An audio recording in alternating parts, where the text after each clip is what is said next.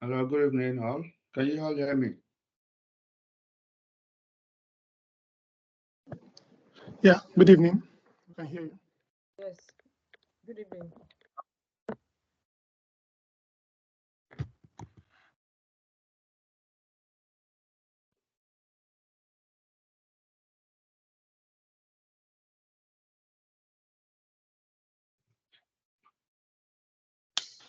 Everyone.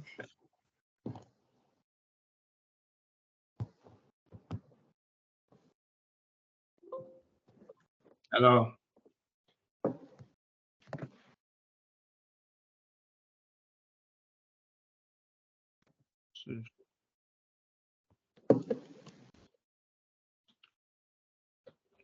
Can you hear me, please? I can't hear anyone. Um, Yes, we can hear you, sir. yes, I can. I Okay. can hear you as well.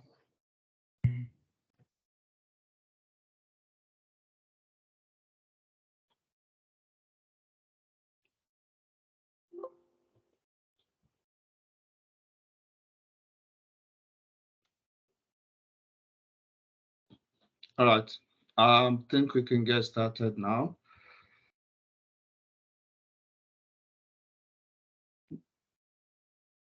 The first thing we need to do, we have the US UI on the car. If we can just briefly just let us see what you come up with. I know it's still work in progress, so just for us to just see how far you've gone and see if there's any review feedback we can give now based on the requirements you have and what you've done. So, Bamse, if you can just share your screen, that would be highly appreciated.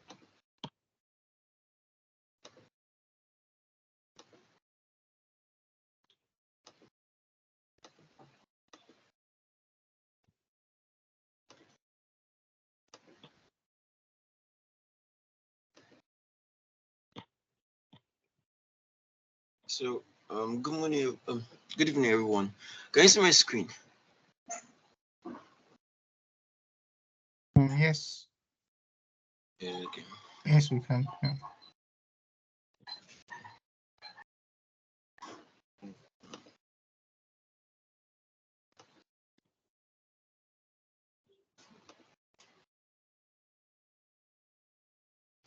Okay, so, um, I was able to just go through the requirements and the entire flow they sent to me. Then I've been able to just come up with this. So, initially, this is just the registration point. This is the login proper.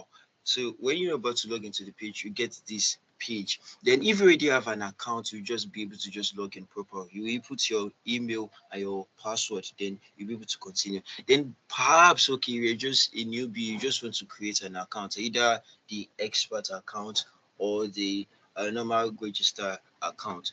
So you click on the register, then you'll be able to just fill in this page, this form. So I went through the requirements, and some of them were like the first name, the last name, the email, the password, the date of birth, and the phone number. Those were the specific details that were required for somebody that is just registered, a registered candidate. So now at the top, you can see two tabs actually. So in order to just make it easy to just distinguish between a registered candidate and an expert, a professional. So we have two tabs here. So upon sliding, then we have another form for somebody that is registering as an expert. What different sorry guys, this is I'm just going to be assuming I'm part of your team now. So as an expert and as a registrar, is there any different data or attributes you're collecting here? Yes, there should be different attributes. I could not. I was going through the entire file that was sent to me, but no questions were made towards the kind of information you want to extract for somebody that is an expert. So that's why I've not been able to just modify this page yet. But I feel like other questions like where do you work and all those things will still come up here. But I'm still trying to just. I don't want to make assumptions, so that's why I'm just Yeah. going for the normal page that I would go for. But so we have two tabs and they are going to sign in differently. So a registered candidate is going to go through this process. while an Sorry, expert is Mr. going- Bamichi, sorry for chipping in Yeah. there. Yeah, That's just on the okay. registered and expert, just like Coach Kibi asked, because if you look at the profile management, we like for those that are experts, they can upload their work experience and certificates. So probably, I don't know, it could be in the sign-in page that just to distinguish, because the templates that you're using for both registered and expert looks exactly the same. So maybe you can have maybe a question of number of years, but I think it was in the acceptance criteria, the full user stories, and even in one of the process mapping flowchart. So Yeah, I saw the Okay. I saw the option to just upload a profile, but I just felt like okay, at the registering point, like it's going to be a little bit tedious in order to just keep asking a lot of questions, like okay, submit this certificate, submit that certificate. So that's why I was able to just place it in the profile. So when you've logged in into, when you've gone through the registration points, when you've gone into the dashboard, then when you're clicking on your profile, the option for you to be able to just now add more details about yourself. Okay, like if you want to continue posting on this page, you have to just be able to just upload your CV, where you work, and how we can verify it. So I did that in the profile section, but we can just modify this page. Definitely, I'll just go through it. Sorry, Bam said that is the correct flows. You want to collect You want to add it here. minimal information as much as you Okay. should have when you are registering. It is after registration when during in the profile section is where you now need to collect that data that you're talking about. So it's fine the way you've done it here. Okay. No, look. Yeah. Okay, sir. No However, problem. I'll just modify I the think, experts. yeah, Abdul Mujib, I think there are some data that you need to collect of professional, like years of experience, current roles, and stuff like that. So one thing I want to bring out of here is you can see that your requirement will not be 100% completed. It won't be completed in whole. This is what we call gap in requirements. Okay, it's fine. When you now get it, because at the point when you are doing your design, you'll be more visual. Then that you now start seeing things that you've forgotten or you've missed earlier on. So what you have to do now is go back to your business to now say, okay, I think we've missed something earlier on. There is a gap in requirements. For experts, what are the things you like to collect in terms of number of years and stuff like that? Just go there, go back to your requirements, your acceptor, your user stories or whatever you, then create additional requirements for it. Is that clear? Yeah, yes. So if Yes. you want to fix this now, you need to have another requirement, another user stories for personal details for the experts use case or users.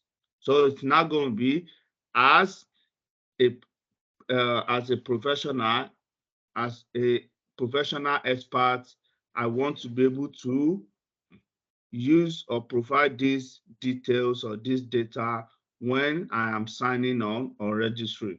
Then that's where you now first name, email, first name, last name, email address, password, gender, date of birth, phone number, years of experience, current roles. Okay, simple, that's it.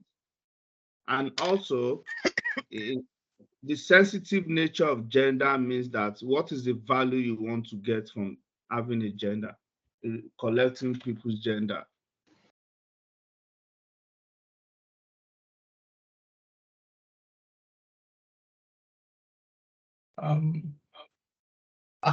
I think probably we'll remove this feature for gender, like Mr. Bamichi said that probably had a working template before, and then we also have to be careful where we want to use it in terms of what gender means in this part of the world. So probably we'll just chuck it out. Thank you. And also, I also have another observation here. The registered, a page for registered candidates.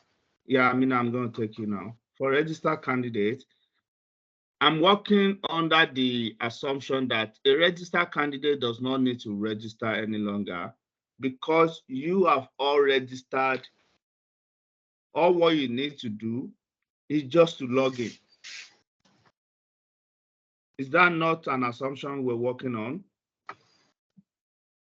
Oh, about that, I was just looking for another word in order to replace it, because I was also thinking that registered is just somebody that already has an account, so you don't need to go through this process again. You just log in through the normal port. So I'm looking for another word to replace this with. So what I think you can do, yeah, leave it this way, leave it that way, Bamche. You can do the editing later on. Already already have an account, or you are a registered candidate, login.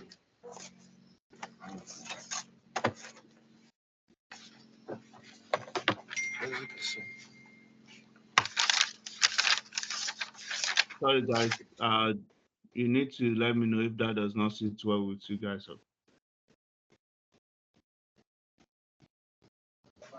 So can you come again with what you said, sir?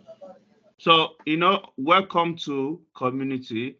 You should be already have an account / or you can already have an account, or you are a registered candidate. Okay.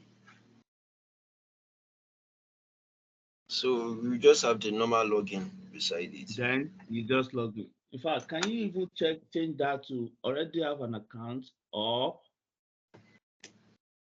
you are a current or former Oh, I just student? feel like we don't have to edit that, since if you already have an account, then you already have a mail and a password that is already peculiar to you. So you just have to log in directly. Yes. Yeah, okay. So we don't have to increase the number of words that we have there. I just have to just change the word that I use there, the registered, into something different. But Somebody... guys, I need you to correct me for. Oh, okay. No. Mujib, why are you guys letting? You're letting me to mislead you. Yeah, Samuel.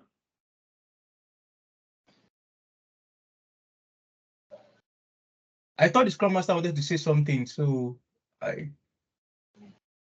Okay, Samuel, you have your hand raised.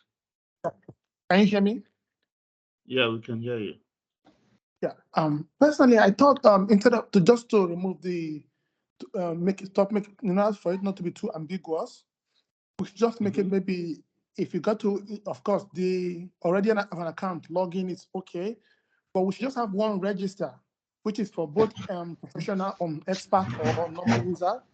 But during the form, it will also have the other things like work, years of experience and the rest, but you could put under that particular part for so user, maybe for professional users or for this, Okay, so what you're saying is So one you have form one form. with all the features for both normal user and expert users, but in those areas for expert users, it could indicate it there. Yeah. Okay. Thanks. Let's leave it this way. I think the mistake I made was just that I was convincing register with user with subscribed users. Okay, so a subscribed, you are all a subscribed user, is it?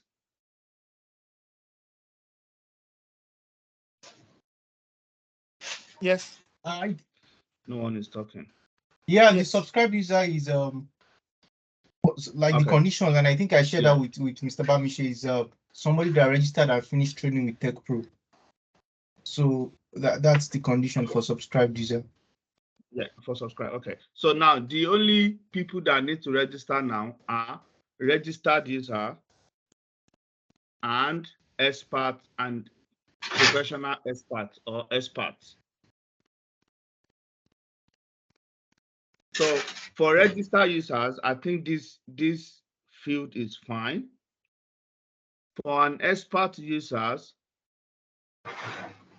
we just need to include maybe years of experience. Okay. It's okay. Years of experience and area of experience or area of skills. So which is just going to be your input if you are a BA or anything. So that's just the only thing. But can you just remove the gender from Okay, no both problem. fields? I will exclude it from both feeds. Yeah. Okay, let's go, please. I don't think we have enough time. Yeah, I mean, you wanted to. Hello? Yeah. Yeah, instead of removing the gender totally, like it can be replaced with pronoun. You know, now they use pronoun. The pronoun you like to be Yeah. called, maybe he and her, he and him, she and him, they and them, and the likes. Yeah. I know that.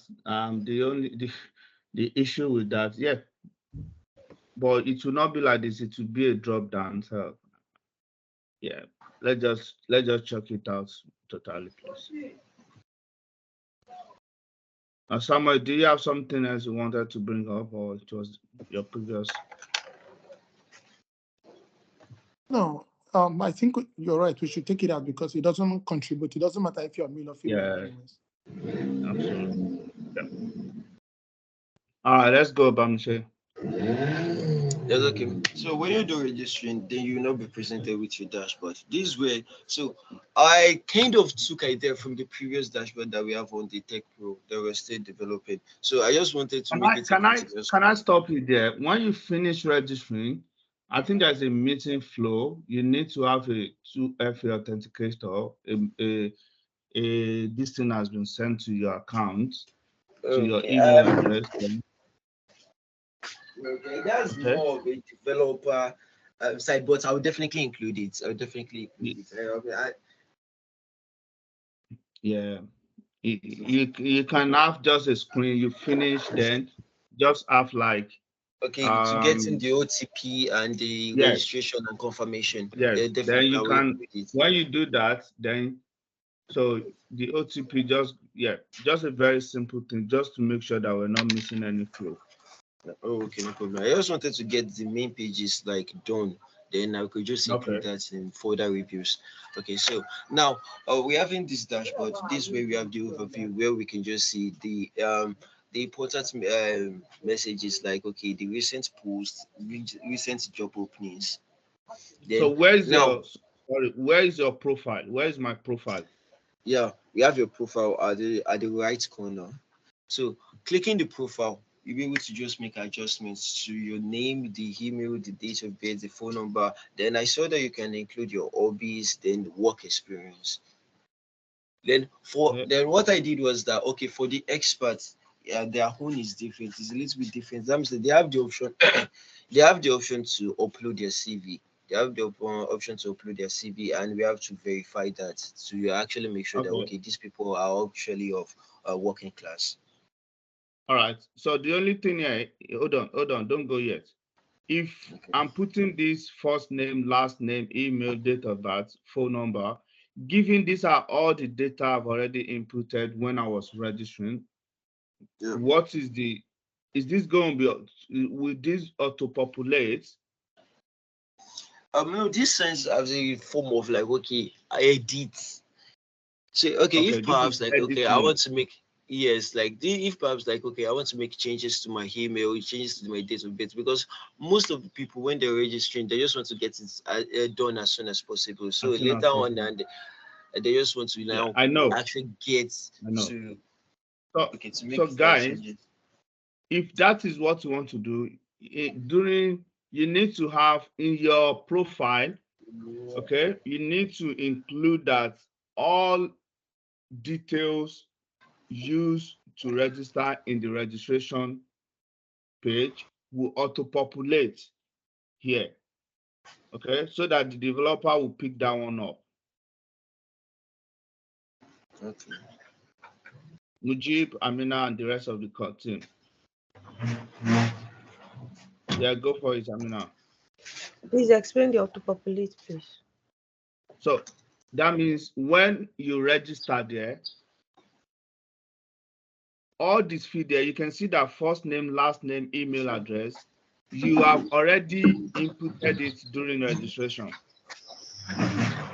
So meaning that whatever that you register here will transfer here automatically. So the developer knows how to do this. They just have to feed this field here to the field you have in your registration. So just make sure that you just need to include that whatever that is on the registration field is what should be here.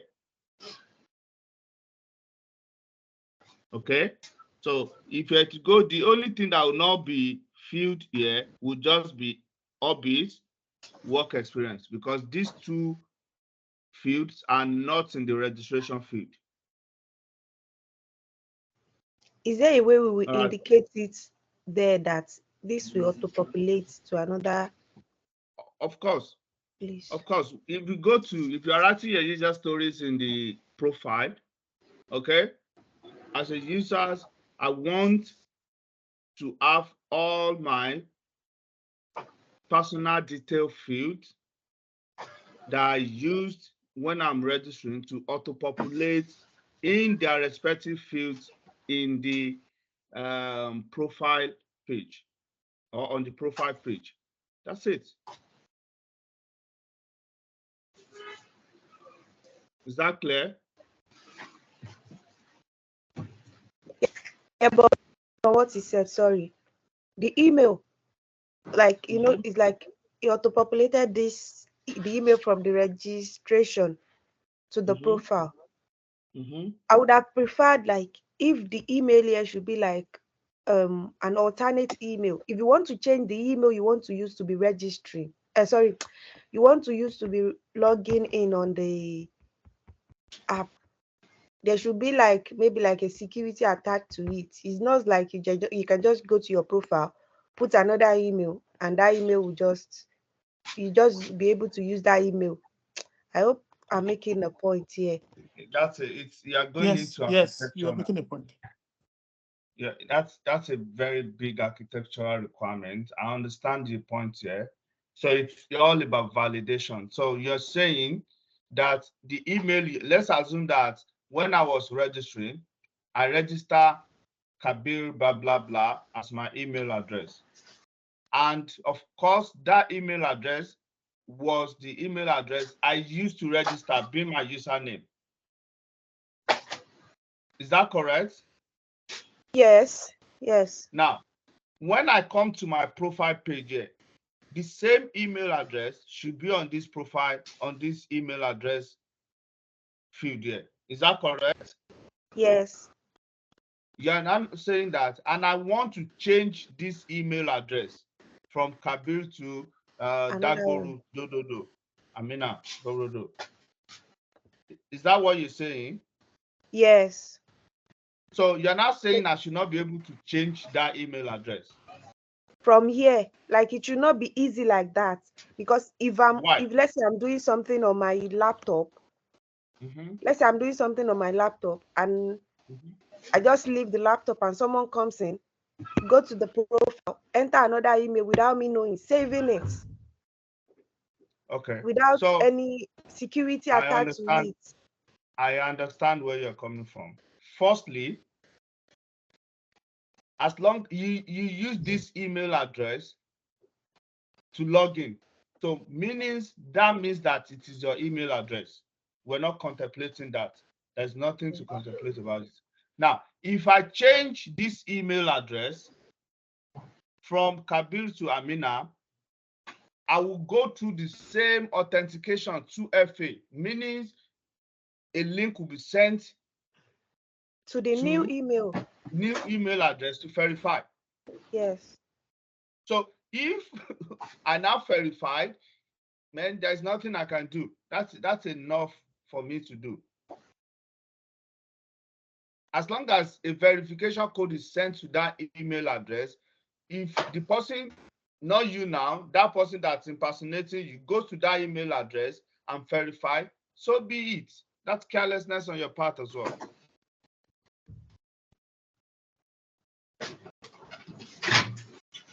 Because what solution are you supporting?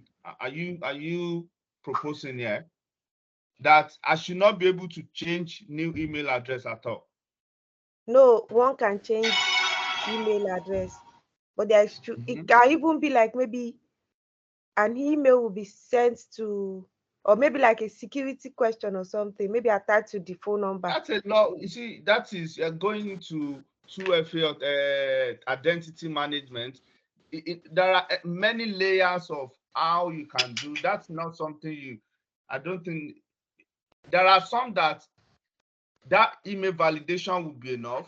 There are some that they will ask you to do. It depends on your distance, your company identity management, but that's something that is very complex for me to match.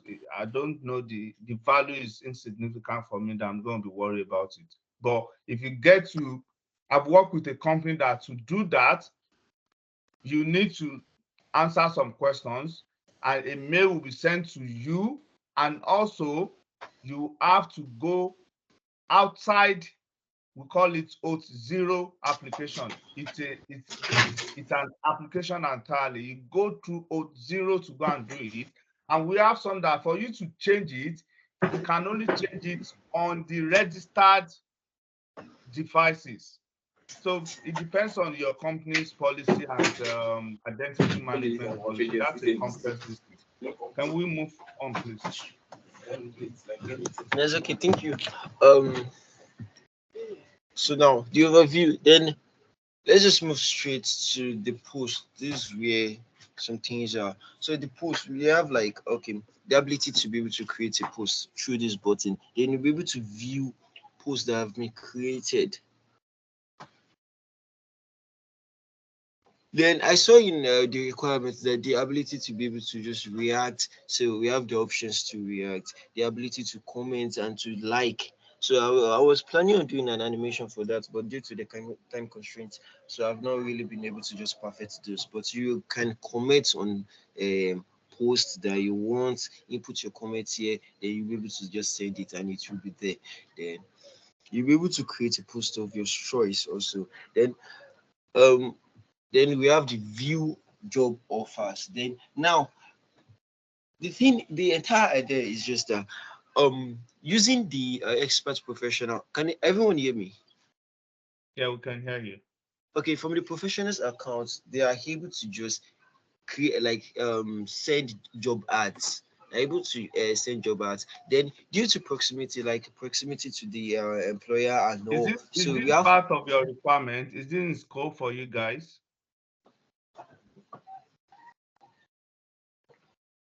Amina Mujib, is this in scope?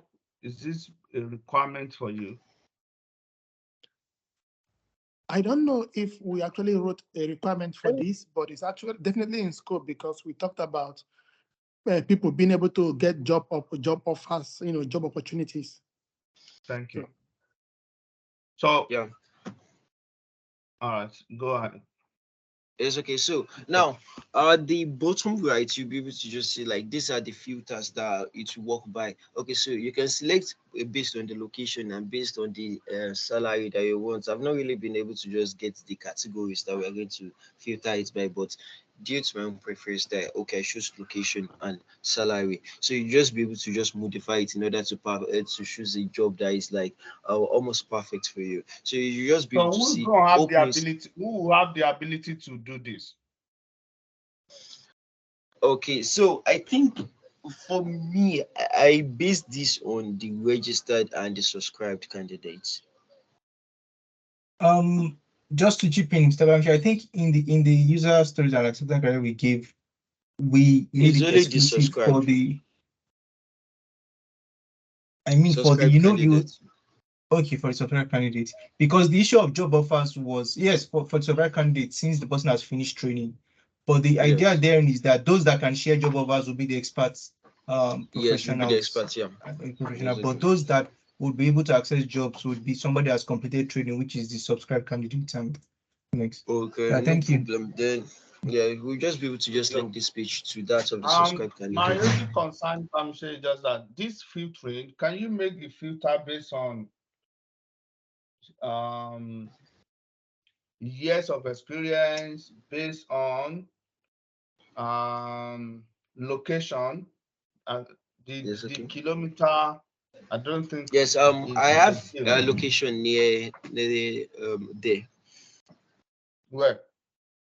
And the location is the first one. Then we have the salary. So near me, remote is that location within 15 kilometers, within 30 and within Okay. 50.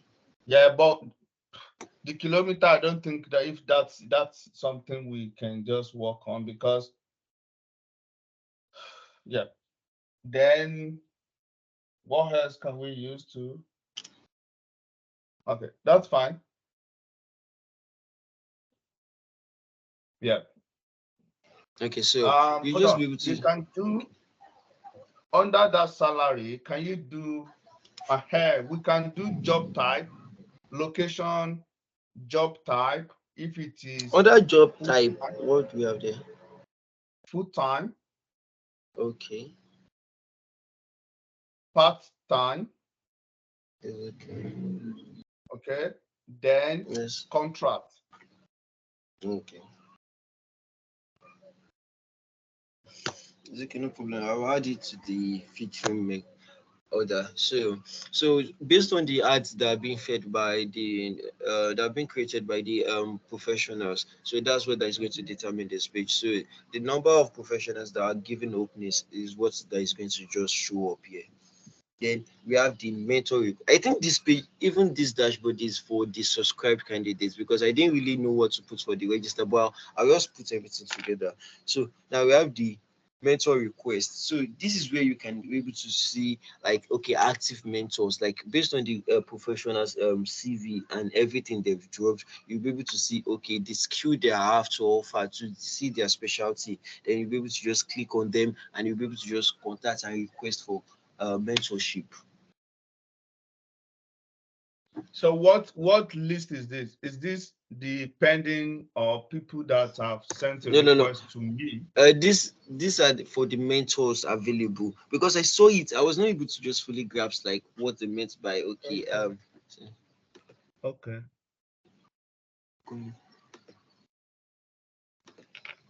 No, it's fine. You don't need to go. I think, Okay. yeah, you don't need to.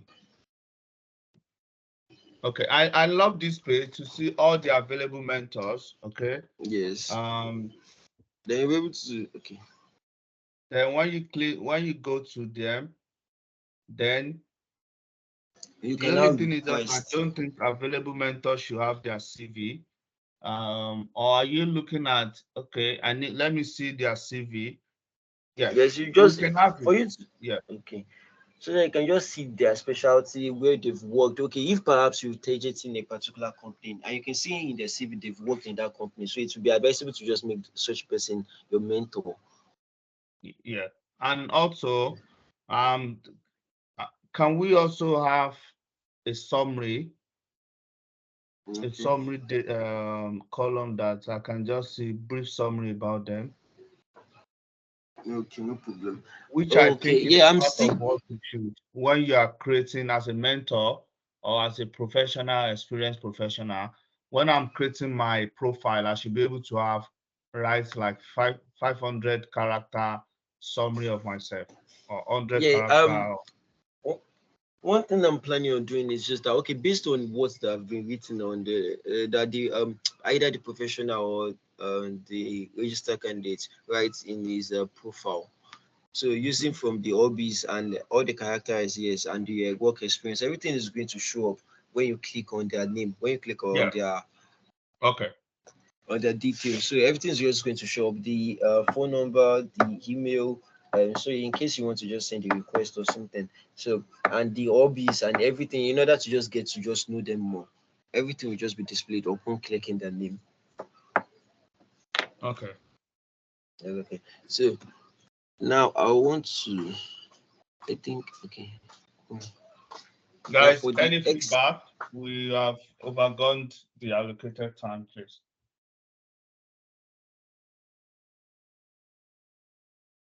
Any feedback? So I'm just Angela, be quiet.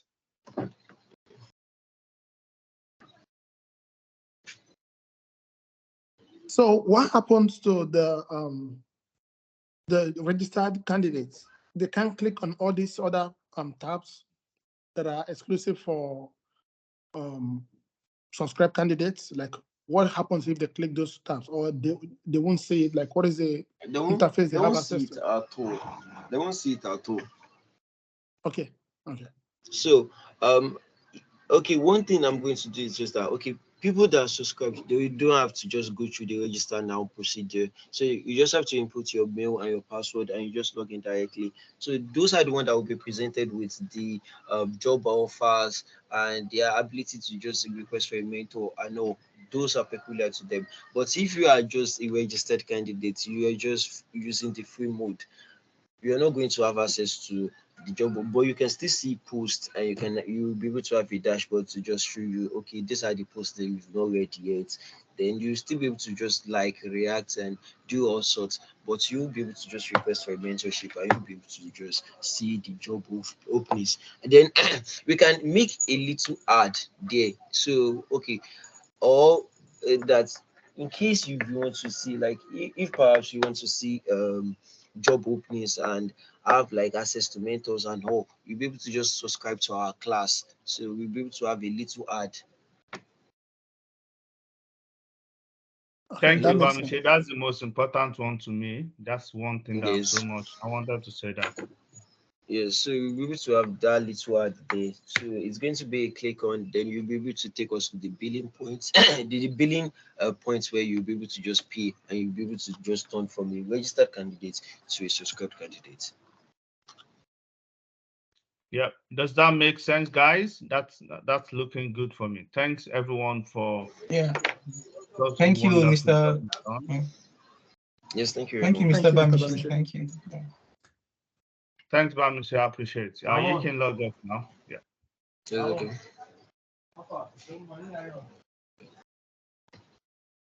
All right, guys.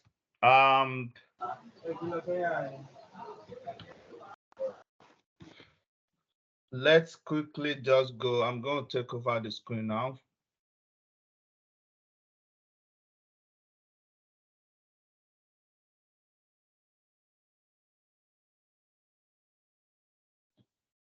Yeah, I promise. I know we've been talking about requirement traceability matrix. I just want to, even though it's not going to be in details, it wasn't part of the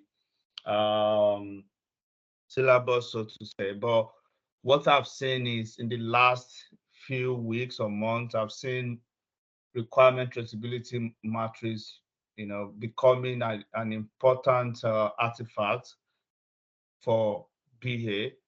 In the past, it used to be an artifact used by software developers, but like in my current role now, it's something that I am using, and it's so I said, okay, it's worth me just taking, at least spending little time for me to give you a bit of a view about it, so that you know what it's used for, and when you come across it, it's not going to be something new.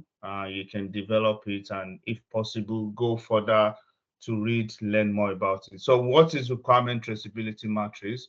So just like the name says, it's a tool or artifact that you develop to see the end-to-end flows or process status of your requirements. So from the moment you write your high-level requirements, okay, to when this requirement, you've tested it, it has gone live, it's working or anything, you use requirement traceability matrix to actually see the details overview of this. Let me give you an example. The first time I used requirement traceability matrix was when I was with the Magistrate Court of Victoria. So as a business analyst, we had a vendor who was helping us to develop the digital digital applications. So initially I came on board and I came up with the requirements. I spoke to varieties of customers or the end users, those in court and everything. Based on that, I was able to come up with the high-level requirements as well as functional requirements. Now, these functional requirements, we now went to the market to look for agencies or, vendors that will help us to deliver, because we do not have the expertise, the development expertise in our team to deliver. So we went to the market and we got a company that eventually scaled through the process and we hired them. So about 6.5 to 7 million budgets we gave them and they help us to develop. So the requirement document we gave to them, okay, we gave them the requirement, was what they used to come up with their pricing. Now, meaning that requirement document became source of truth and a legal documentation to say you have not completed what we asked you to complete.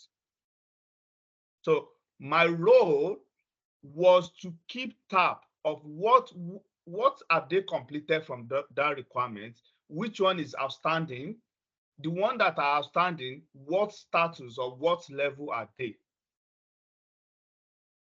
To do that, I use requirement traceability matrix to keep track of all these requirements and their status. And that is the essence, objective of requirement traceability matrix. Guys, I want to know if that's clear.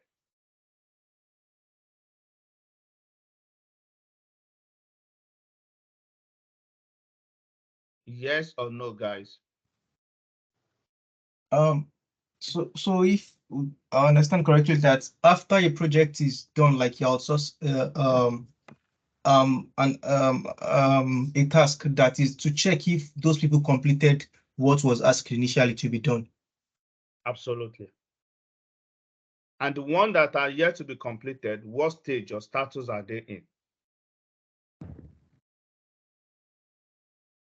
Adela, you wanted to say something?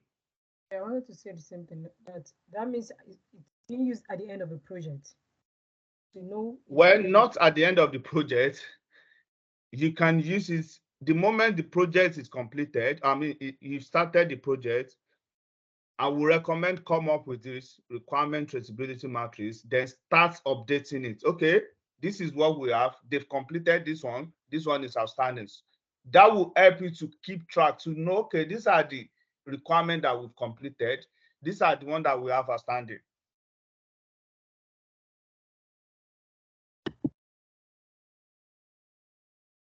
All right.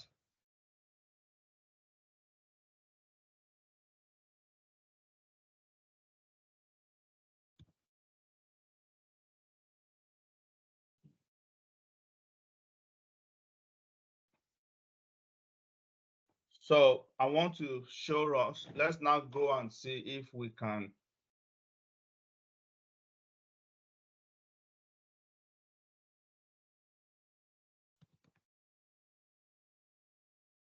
Sorry.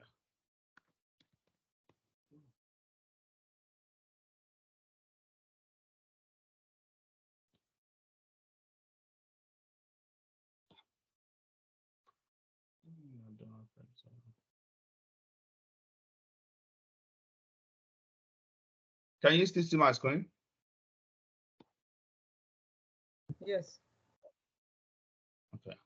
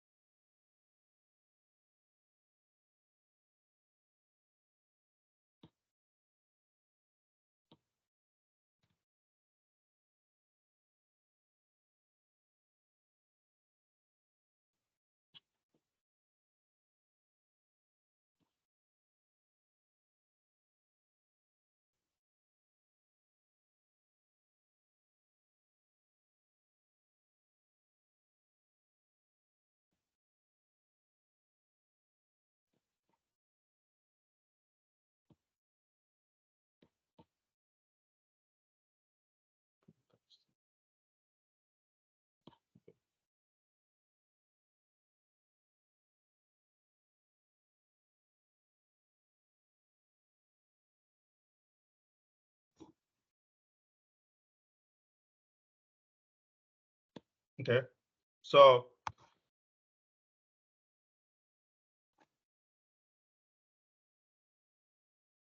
let's start with high level requirements. High level requirements,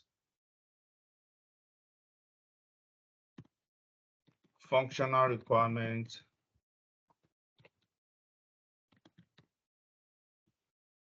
okay.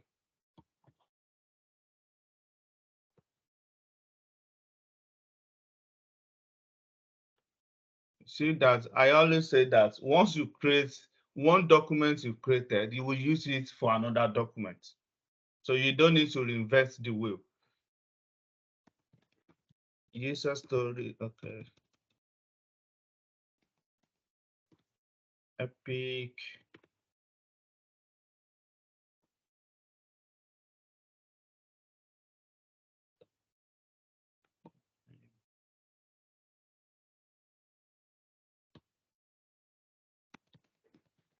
User story.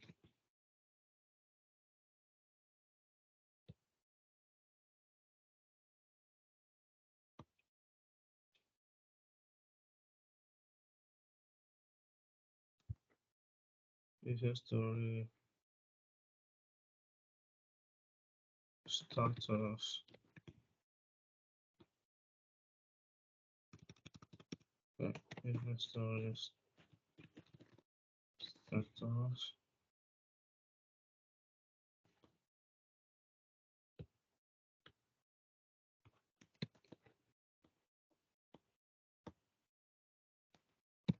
Priority.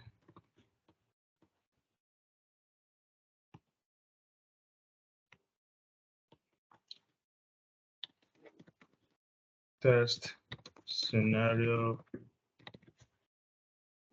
I'm sure we still remember test scenario.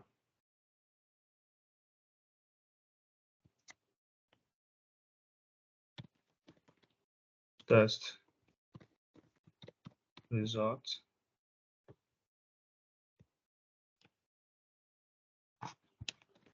Other comments.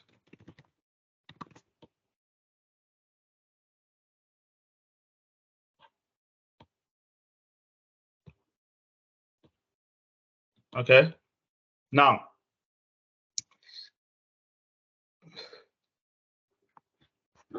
I don't know why I can't use this multiple screen for this.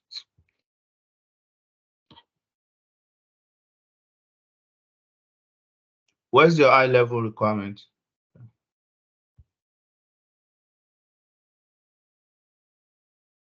Okay.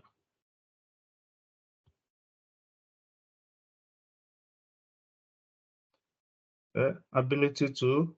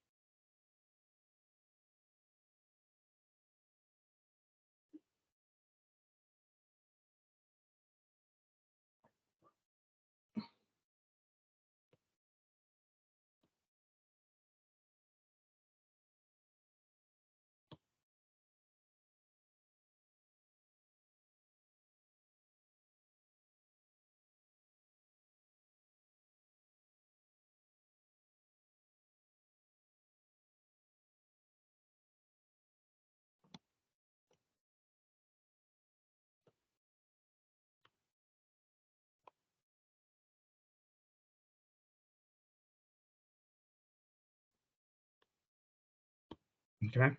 So then ability to have a role as a registered candidate. Don't know what that means, to be honest.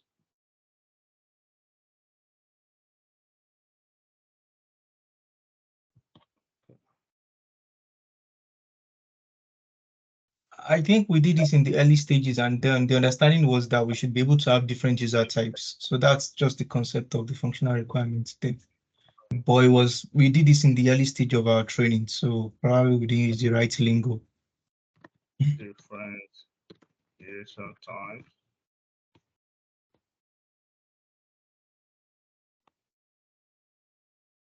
Now, what is the epic for this?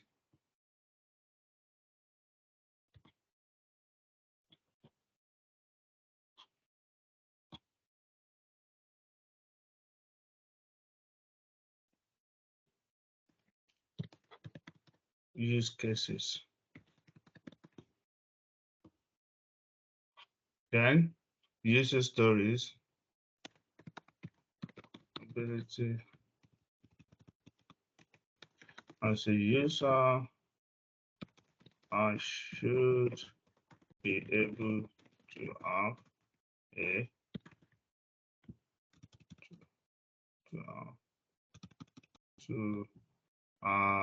I should be able to identify as a user amongst within the user types available in the use case.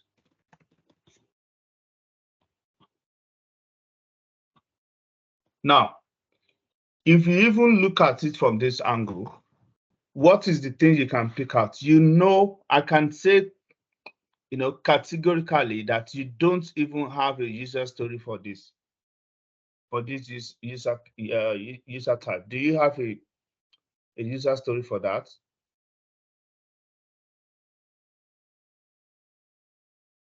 No, we don't. So, no, we don't.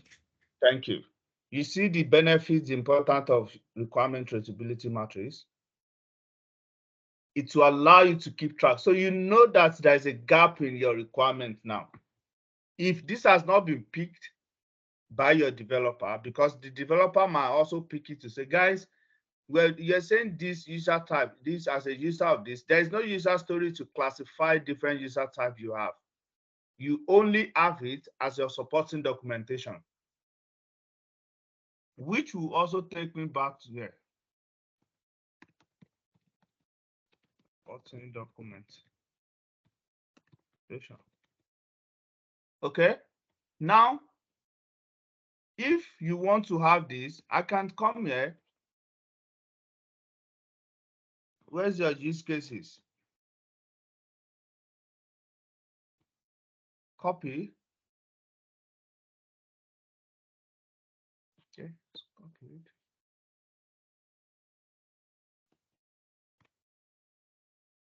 Put your use cases here.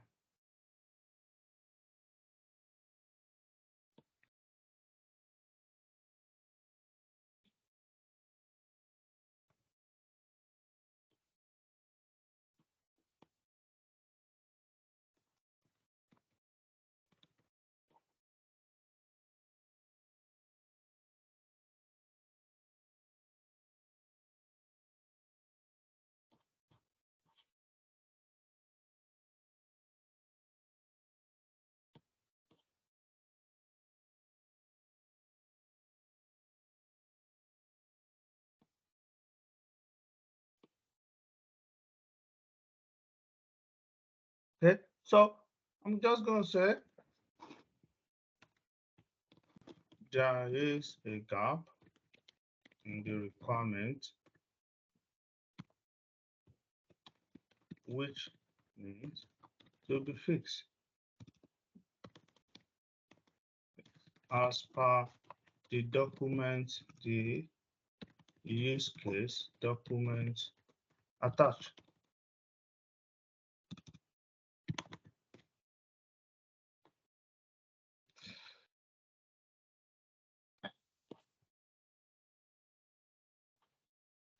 Guys, now status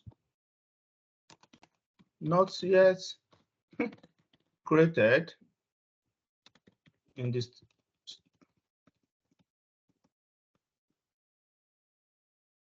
to do. Okay, you can, to have uniformity, you can have drop down distance that you just pick instead of writing it. Then priority, hopefully it's a must, because if you go back to your this, it's a must. Is it? Are you clear? You've given it as a must. So add your must to it. Test scenario. If you've given it, let's just say, I'm not sure if you've written, have you completed your test scenario? Your test plan? Yeah, still on it. Yeah? Yeah, we are still on it, just like the Scrum Master said. It's not good. What was the one I created for you guys last? Okay, anyway. So priority scenario, ability to select to register based on my user type. Okay, that's your test scenario. Now, if this has not been developed and you've tested it as per what we went through last year, test scenario and test execution, let's assume this is pass. You include it here, then that's it. Okay. If you want to, you've gone through everything, all the requirements that you have in your high-level requirements, because this high-level requirement is the single source of truth that you have presented to me as your project sponsor to say, these are what we will do for you. For me to ask you to go ahead and we'll sign our documentation. I've given you the £20,000 or $20,000 that we've agreed on. You as a business analyst must ensure that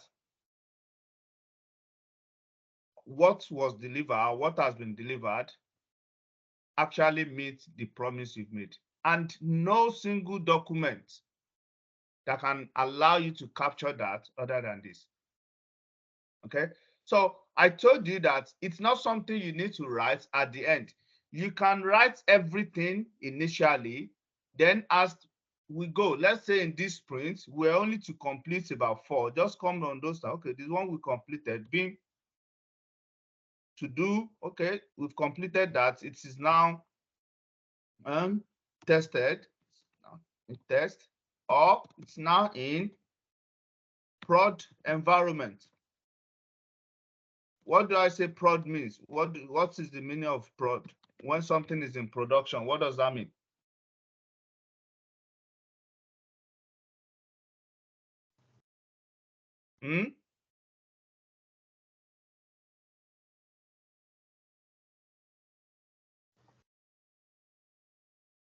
I think maybe when it is with the developer. It's ready for you. So it's in the production. When it's in production means the end users, the public can use it. Okay. Now, we have 2 types of prod environments. We have private prod environment. We have public prod environment. Private production environments means that only us can use it. But everything that we have there means or shows exactly the same thing. Nothing will change from what the private will see. We just want to control it. We don't want to release it to the private first. The moment we now push it to the private environment, it means the whole wide world can access it.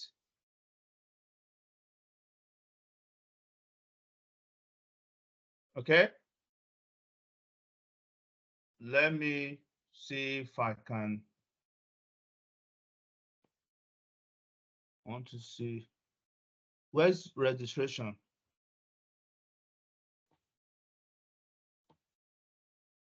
Come on, does that mean you don't have registration as part of your high level requirement?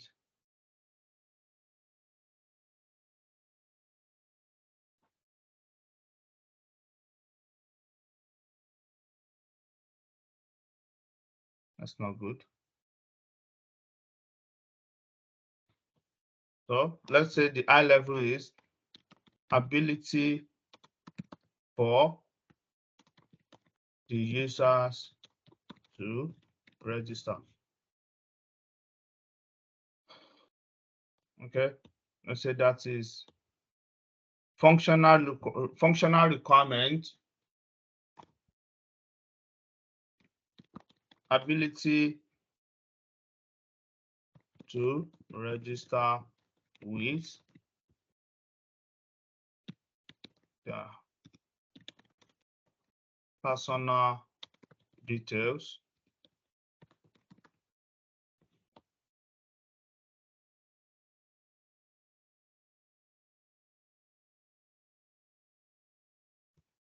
registration or register user story as a users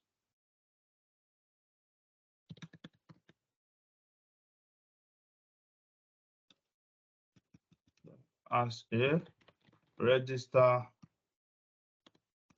user. I want to be able to register with my personal details so that I can register and have my details stored in the app. Okay, that is the user stories for that. Now, to do, let's say you've finished it in development. Okay, must, yes, test scenarios, ability for users to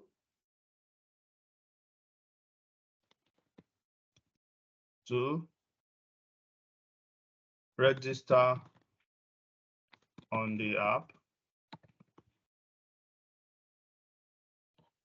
Please, when any of these things does not make sense to you, let me know. Let's say this is fail. Supporting documents, no. Okay.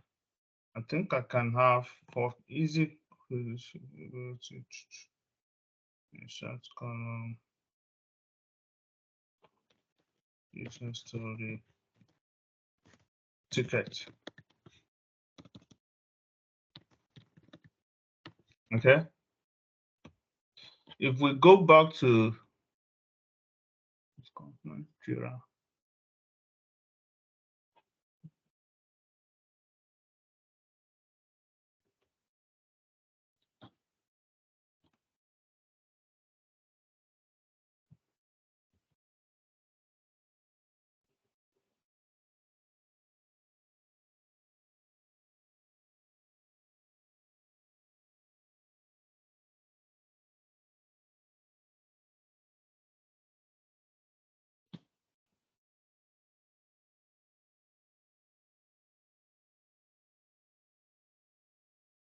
Okay.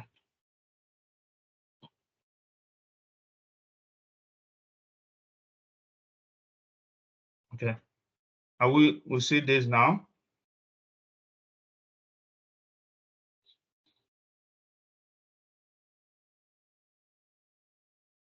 So we've written the user stories and acceptance criteria for these personal details. As a user, this, we can just copy.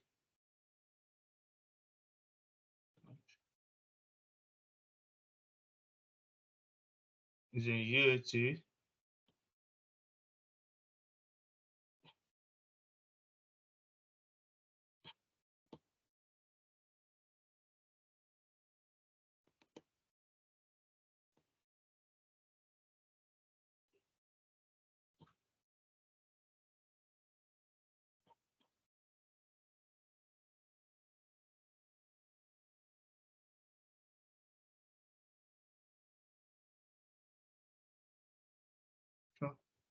Copy this. Copy link. Link is copied. Go there. Just put it there. Okay. This is giving visibility. So if I'm here, I can just definitely come here, click on this link, and it will take me. I can see the stories.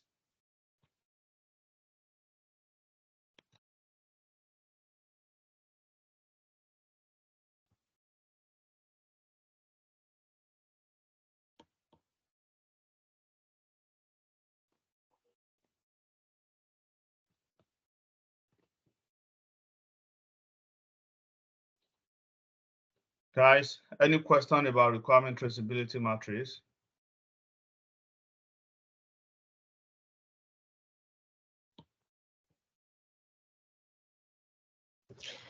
My own is can it be done on the Confluence? Absolutely. Absolutely.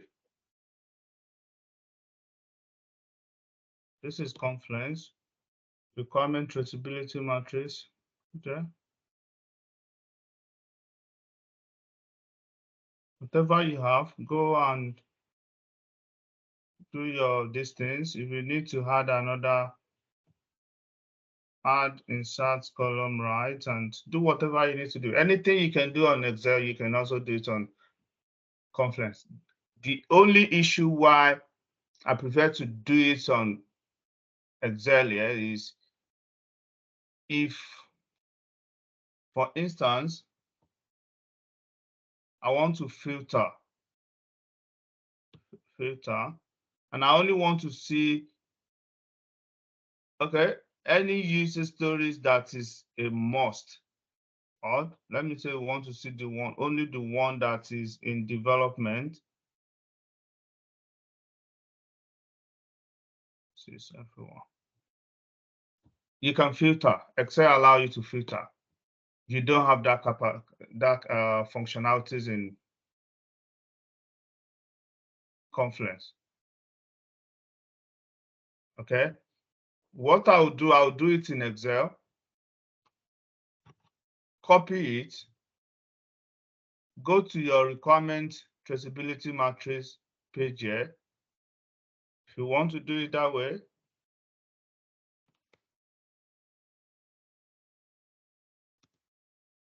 and paste. That's it. It's allowed.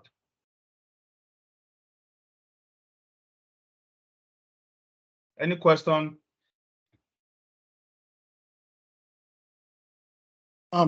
This template you gave, is it a standard template or does it vary like the template? It varies, to be honest. You have to just use whatever you need.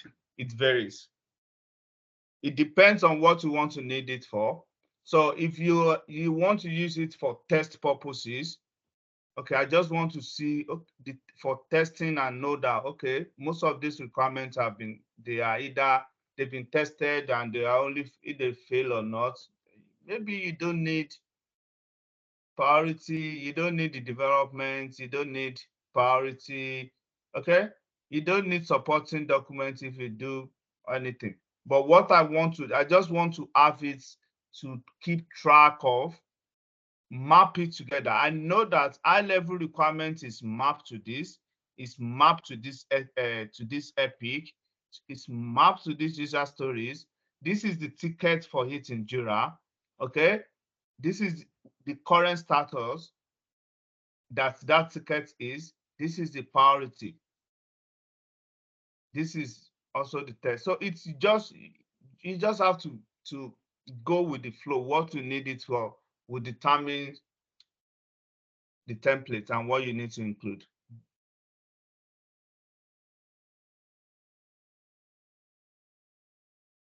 Any other questions?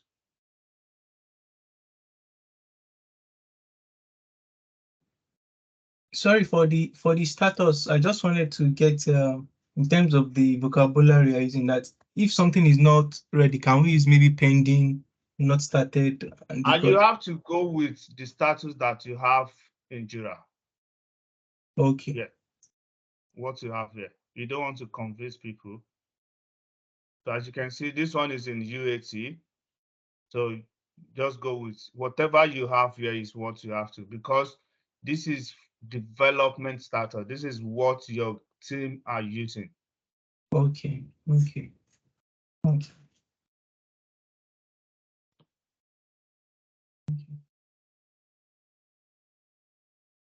All right. And next is going to be, I sent through sample CV. For those of you who have actually done yours, I'm sure I've made review and I've given you my feedback. For those who are yet to do that, I will appreciate if you can send it through. I'm starting another class next week, and I might not be that chance to actually attend to some of your queries. I'm not saying I won't do, but if you know what I mean, might not just be that chance. So if you can send it across, that would be highly appreciated. That being said, the one thing I would like us to go through now is, in addition to your CV review, we need to also talk about LinkedIn, because that's key. I appreciate that most of us currently, we have LinkedIn, existing LinkedIn applications or page. It's I'm going to give you two options. It's yours to take. Okay, I'm happy either direction you would like to go. Okay, either is okay by me. Now, let me be specific and say this, that you cannot have a separate CV and you have a separate or a different LinkedIn profile or page. The two have to sync. You can't have separate, if you know what I mean. So whatever CV you think you're using to apply, I cannot emphasize that enough. That is the same CV should also be used for your LinkedIn. So if I have approved, I've reviewed your CV and everything, please just go there, copy and paste to create your profile. As you can see, if you have access to my CV, nothing is changing here. Everything I've got here is what you have to. You cannot have two, because 4, or let me say 3, if not 4 out of 5 recruiters that will call you for an interview, the first thing they will do is to come to your LinkedIn profile to check. And what are they checking? They are checking irregularities. They are checking your activeness. Are you active on LinkedIn? They want to know how active you are, which will now take me back. So for that, 2 options you have. If you want to keep, let's say I've done your distance, I've reviewed, we have to make some changes. And I want to say, with regard to CV, I had this conversation with some of you yesterday.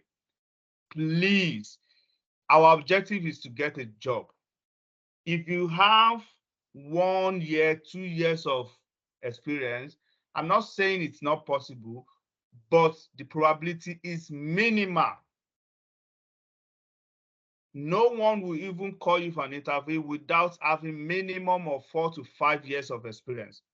And don't be concerned that for what you've learned the last 2 months, I can tell you categorically, I know most of you, you'll be able to do the job of requires of 5 years, someone with 5 years of experience. I can tell you that categorically. If you need little things, it's just the confidence, which will come by default when you get that role. Then some element of self-development.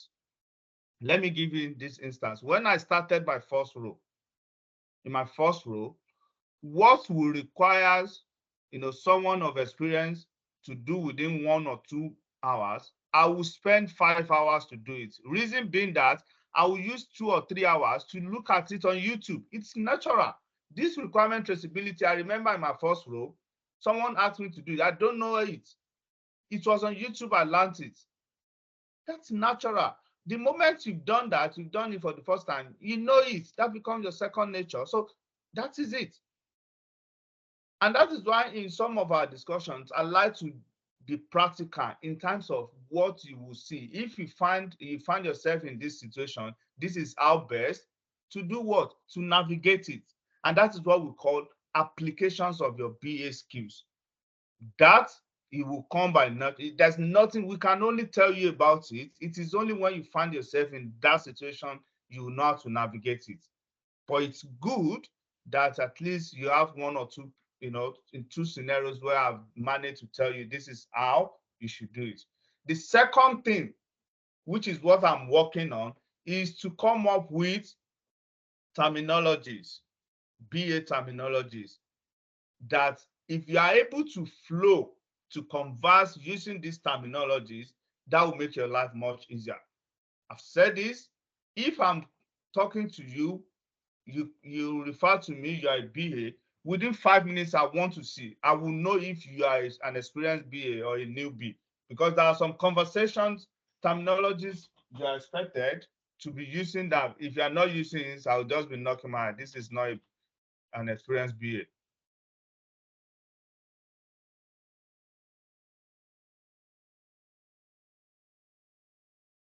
Mr. Kabir?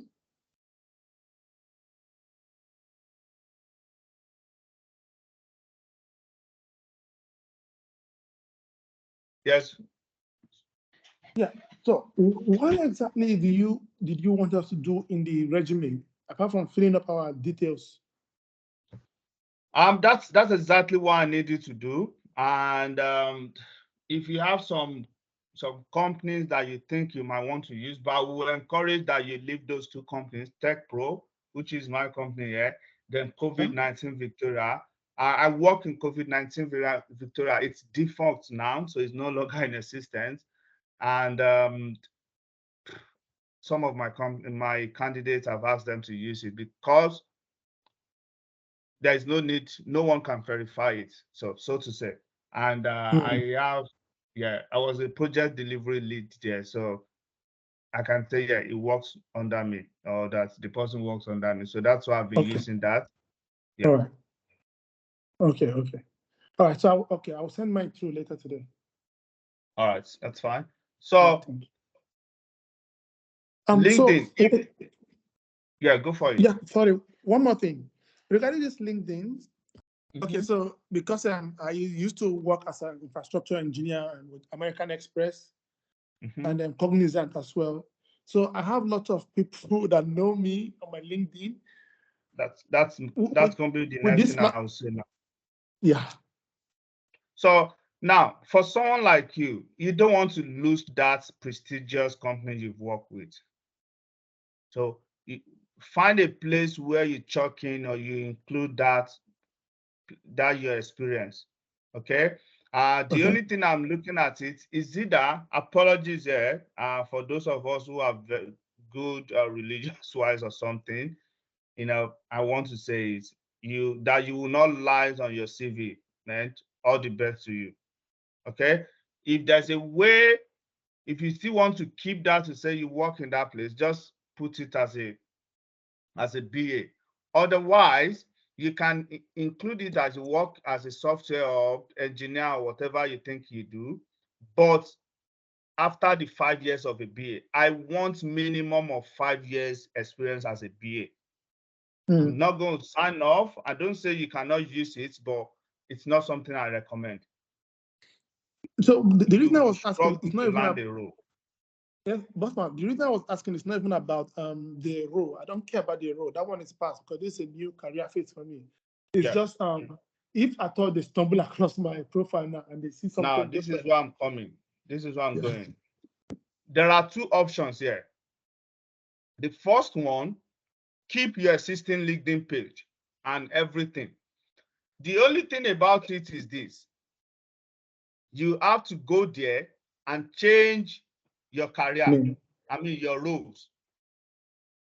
But the only thing you are changing are just your role. Here, digital, this thing, just go there and change it. instead of, if it's infrastructure engineer, change it to business analyst and do whatever that we've agreed on your CV.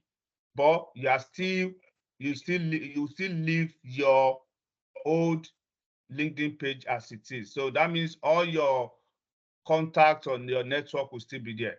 You're not doing anything. If you are fine, the only issue with that is just that people, your friends, your contacts will see that, Samuel, when did you work at these things? But Yeah. I've done it for someone did it and said, I don't care. I just want to get a job. It's you that knows what you want and what you want to achieve. That is option one. The second option, which I like to recommend for people, is just go and open a LinkedIn afresh. Okay. Now, when you do that, you have to do some work. I need you to dedicate yourself for the next 2 weeks. Number one, to grow your LinkedIn contacts. I don't want to see a LinkedIn, if I'm a recruiter and I come to check you and I see that you only have 2 or 3 contacts, then that will be suspicious. That will bring some element of, what, are you sure this guy is real? So if you are opening it for the first time, the strategy, number one strategy is this: open your LinkedIn profile afresh, dedicate every day.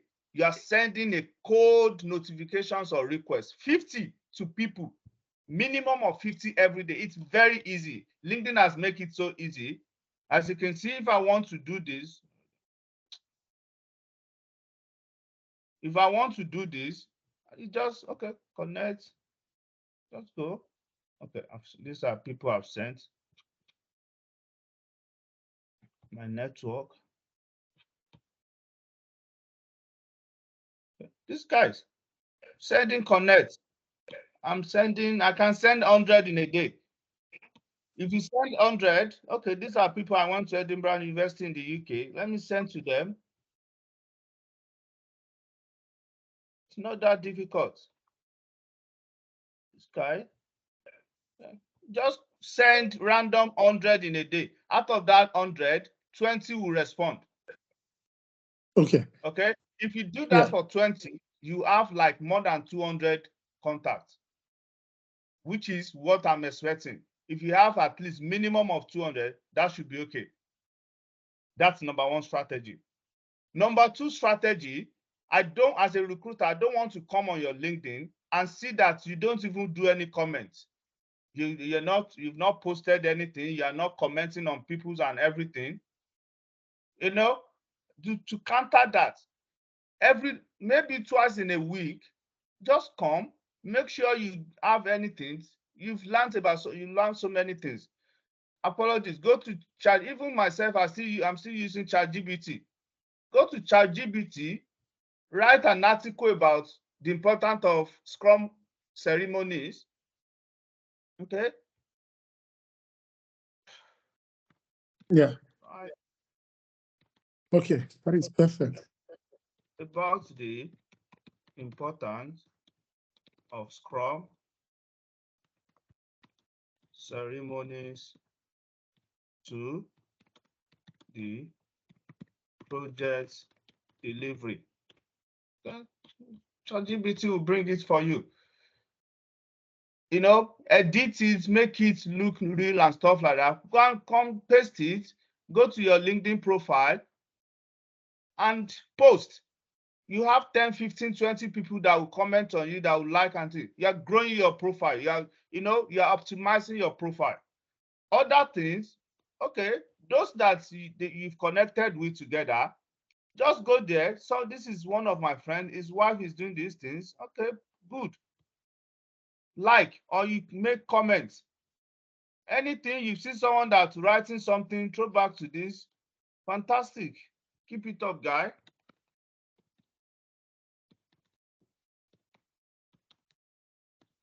Shegun. Someone that, I've started a new role. It doesn't take you like, comment. These 3 strategies will allow you, make you to grow your LinkedIn profile. So if you start today, within the next 2 weeks, you have a profile that is that you can use. Any One questions more, about that? yeah, one more thing. Yeah. So in that case, would it be ideal if we change the name of our old profile? Absolutely. Okay. Sorry, I missed that. So if you are changing, you need to change the profile of the name of your old profile. It's not like it's Kabir now. I'm just going to make it K Akinola, the old one. But the new one that you want to be using will remain. The name will match the name on your CV. Okay. Thank you Is very that much. clear? Yeah. Okay. So any issues, any questions regarding LinkedIn optimization, guys?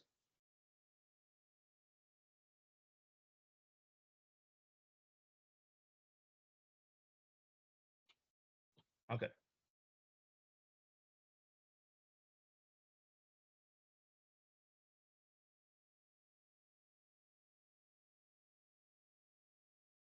So I want us to go to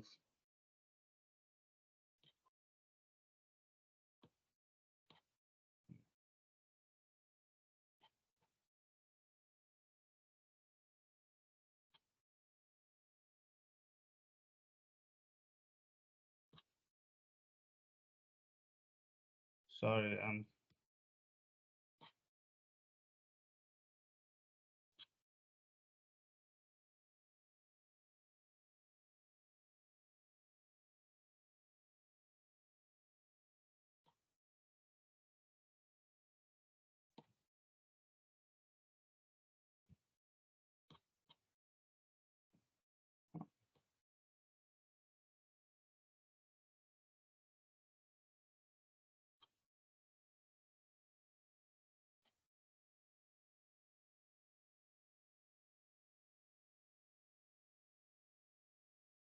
I already changed the name. huh? I already changed the name as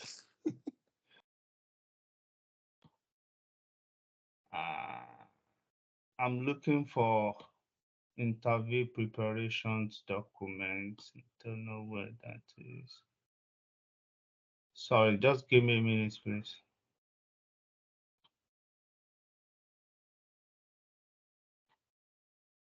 Should be.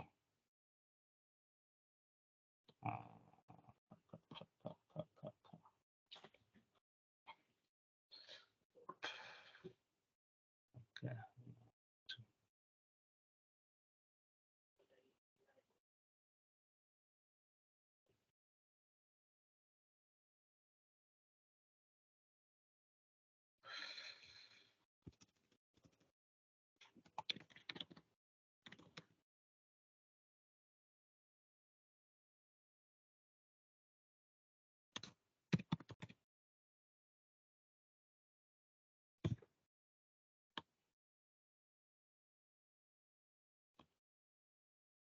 Okay.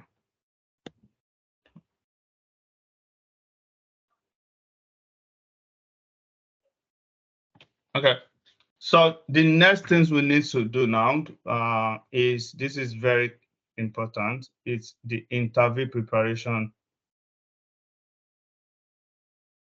Before we go, can I just, let me spend 10-15 minutes to take us through the technique of applying for jobs. Yes, also.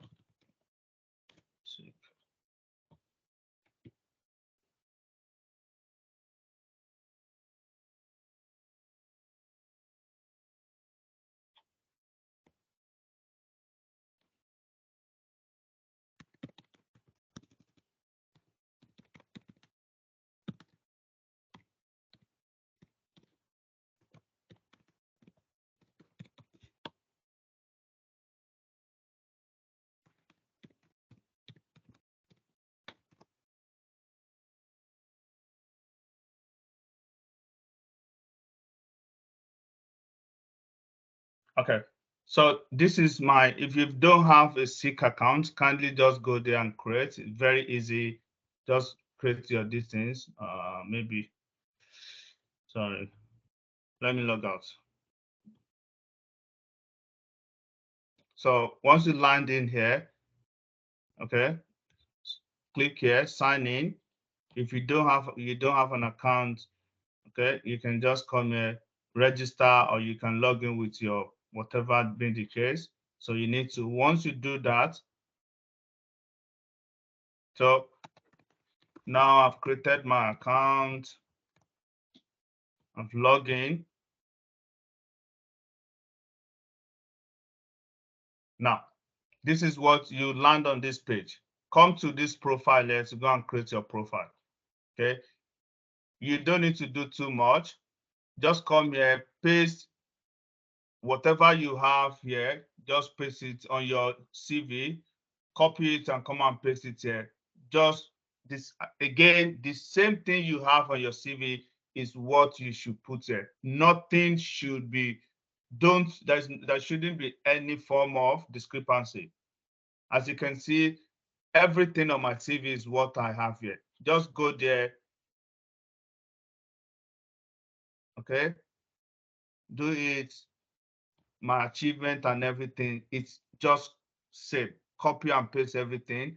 And once you have it ready, okay,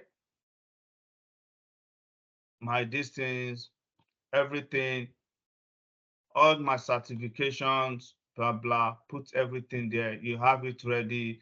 If you want to, you can also, you need to upload your CV, because upload the same CV that you put the details there, just upload it and everything. It will tell you about your next role and blah, blah, blah. Just put everything as they are related or as you require. And once you have it, it will ask you to save. You can also go back and edit and do anything. So that's your profile. You create your profile, come to job search here. Now, I want to search for business analyst.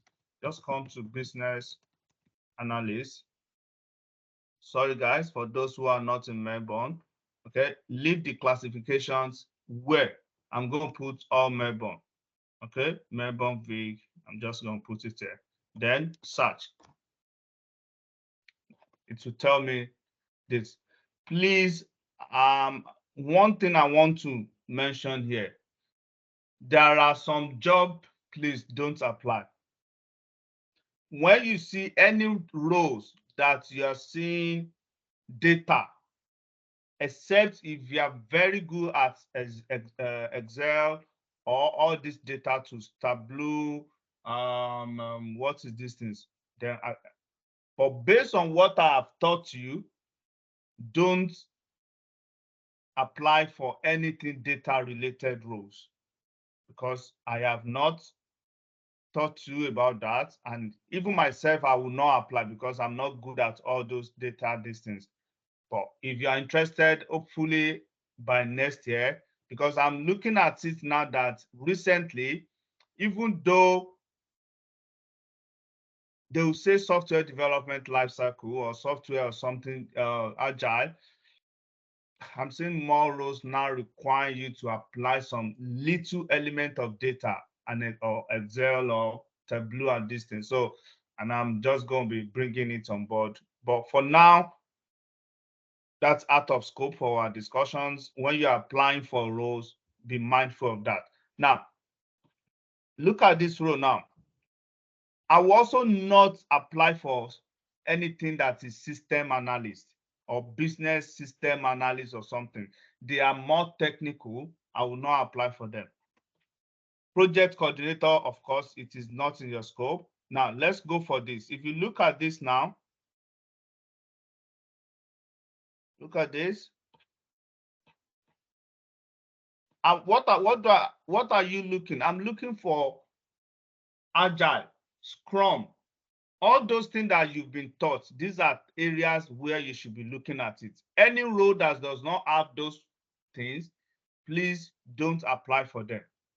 So as you can see, large reporting, including viewing existing report system, developing business, presenting recommendations. You can see process flows and workflow.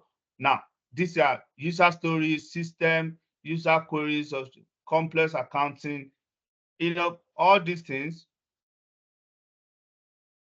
Okay, because I've seen process document and mapping, I will be looking for it. I will be applying. Development of business requirements and stuff that you can apply for this. Okay. Now, if they say 6, 7, 8 years of experience, you have 5 years, please go for it. Let's go to another one. Senior business analyst. Okay. This is worth it. I'm looking for user stories. Okay. Work with product owner. I'm going to be applying for this. Okay. Business assessment, requirement discovery, leading interview workshops, okay. User stories. I will be applying for this.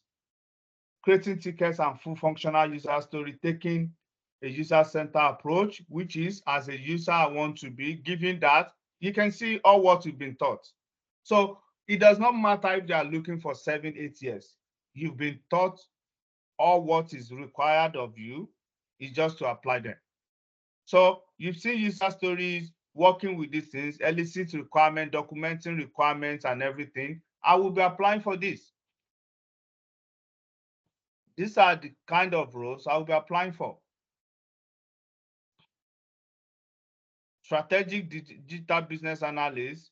Don't, please, as much as I'm not going to ask you to go initially start with a daily rate, I have 2 of my ex-candidates. Their first role was a daily rate of 700, 800. And don't worry about this 900, 1001. It does not matter.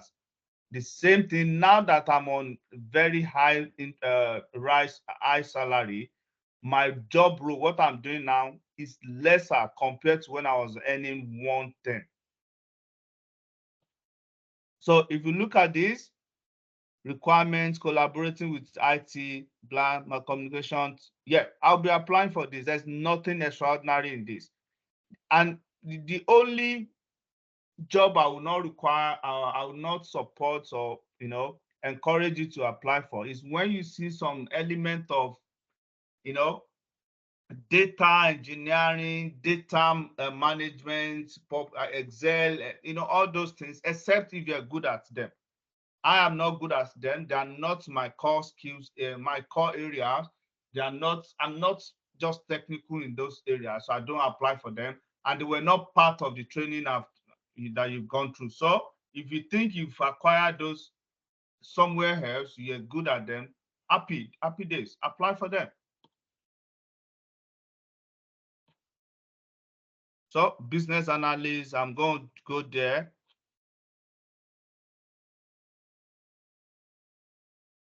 Business process analyst for that. I'll be going for this. Develop detail plan, including like this. Creating user story, that's fine. Anywhere you see user stories, acceptance criteria, Epic, Agile, go for them. These are software development projects that you've been taught. Guys, any question about this?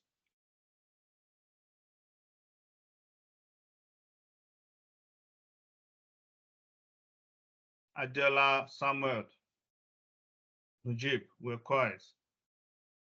Yeah, thank you, Coach KB. But yeah, the SEEK and everything you've mentioned, it's just the whole CV, resume, and LinkedIn optimization I was just reminiscing about. In terms of like certification now, since changing careers and like if we don't have like a background related to business or whatever in the past, how can we, like, do we have something to show in terms of certification just to say, okay, we have this, or something one can just show that, okay? Trust me, it does not matter. Okay. It's just as long as you're able to defend your CV that, okay, this is from this year to this year, these are what I was doing and stuff like that. Certification is insignificant in today's job search. Just try and just package your CV. As long as if I approve your CV, you're good to go.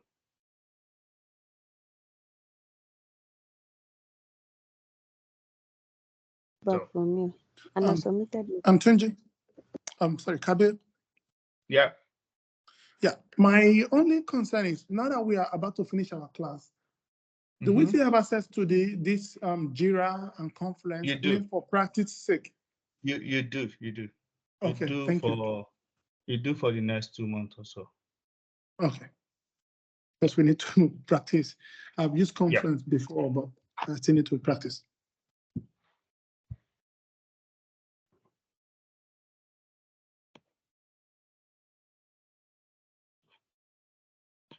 Okay, let's go for our job interview preparations. Hopefully we should be able to round up within the next 30 minutes. Now, this is a critical.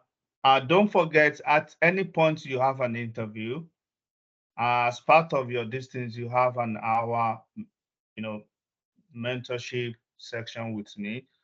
Generally, I encourage people, please take that or use that an hour at the point of when you have an interview lined up. A candidate in September, July cohort candidate, they finished in June, I think August, before you guys started. He just got a role on Friday. I did his reference on Friday. So on Tuesday, Wednesday was when was his interview. Now we had 30 minutes on Monday. We had 30 minutes on Tuesday. He went for his interview and ate the interview on Wednesday. So please, I'm happy to have an hour now, but I would encourage you, let us do it a day or a week or so, very close to when you have an interview lined up, because that will be fresh. You know the job descriptions. We can tailor the discussions around your job description instead of just going generic now, if that is making sense. Now, one key things I want you to take out of this section, this interview preparation section, is I know all of us at one stage or the other, we've attended several series of interviews. Good.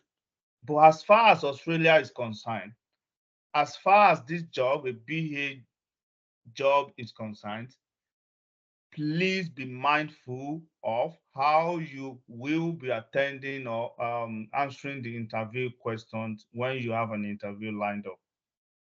One thing that you should be looking at is this STAR techniques. I'm not sure if some of us, if we've heard about STAR techniques. Anyone has heard about it? Yes. So what is STAR technique? It is a scenario-based method of answering interview questions. In Australia, no one cares about what you've done. They just want to know how you've been able to handle when you were faced with this situation. How have you handled it? Okay. What were the scenarios? How have you been able to handle it? And the outcomes or the results. So when you're being asked about how will you do this, and you start blowing grammar, giving them, okay, if I face this, I will do this, I will do this. I'm not sure they will get back at you. The best and the most effective, it works, is the STAR techniques of answering this. And by the time you advance further, you see how it's making, you'll be able to make better sense of it. Now, what is STAR? STAR means the S means situation. T means task. The A, actions. Then the R is the results. Situation, task, actions, and results. Meaning, what were the situation you face? In that situation or in those situations, what was your task? I'm a business analyst. If the situation was that two members of the project teams, resigned, my task was never to seek for a replacement. That is the task of the project manager. So when you are now saying that's why, what was the task in those situations? In that case, your task was to ensure that the requirement or the timeline you've given to your stakeholders, you maintain those requirements, that requirements were still being maintained, and the timeline you're able to deliver as per the timeline. If there is going to be any variation to the timeline, your task was to communicate to the stakeholders to say, guys, we've had 2 members of our team who just caught COVID or left the teams. We're in the process of seeking replacement.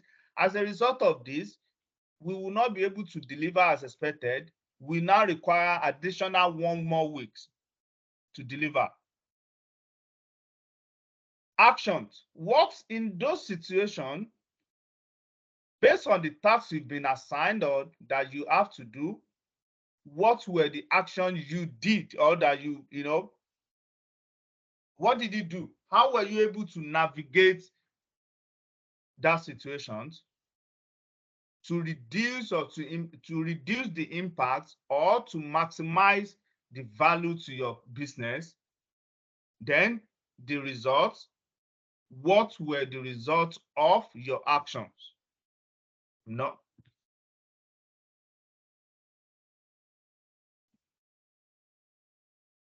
Any question before I move further, please?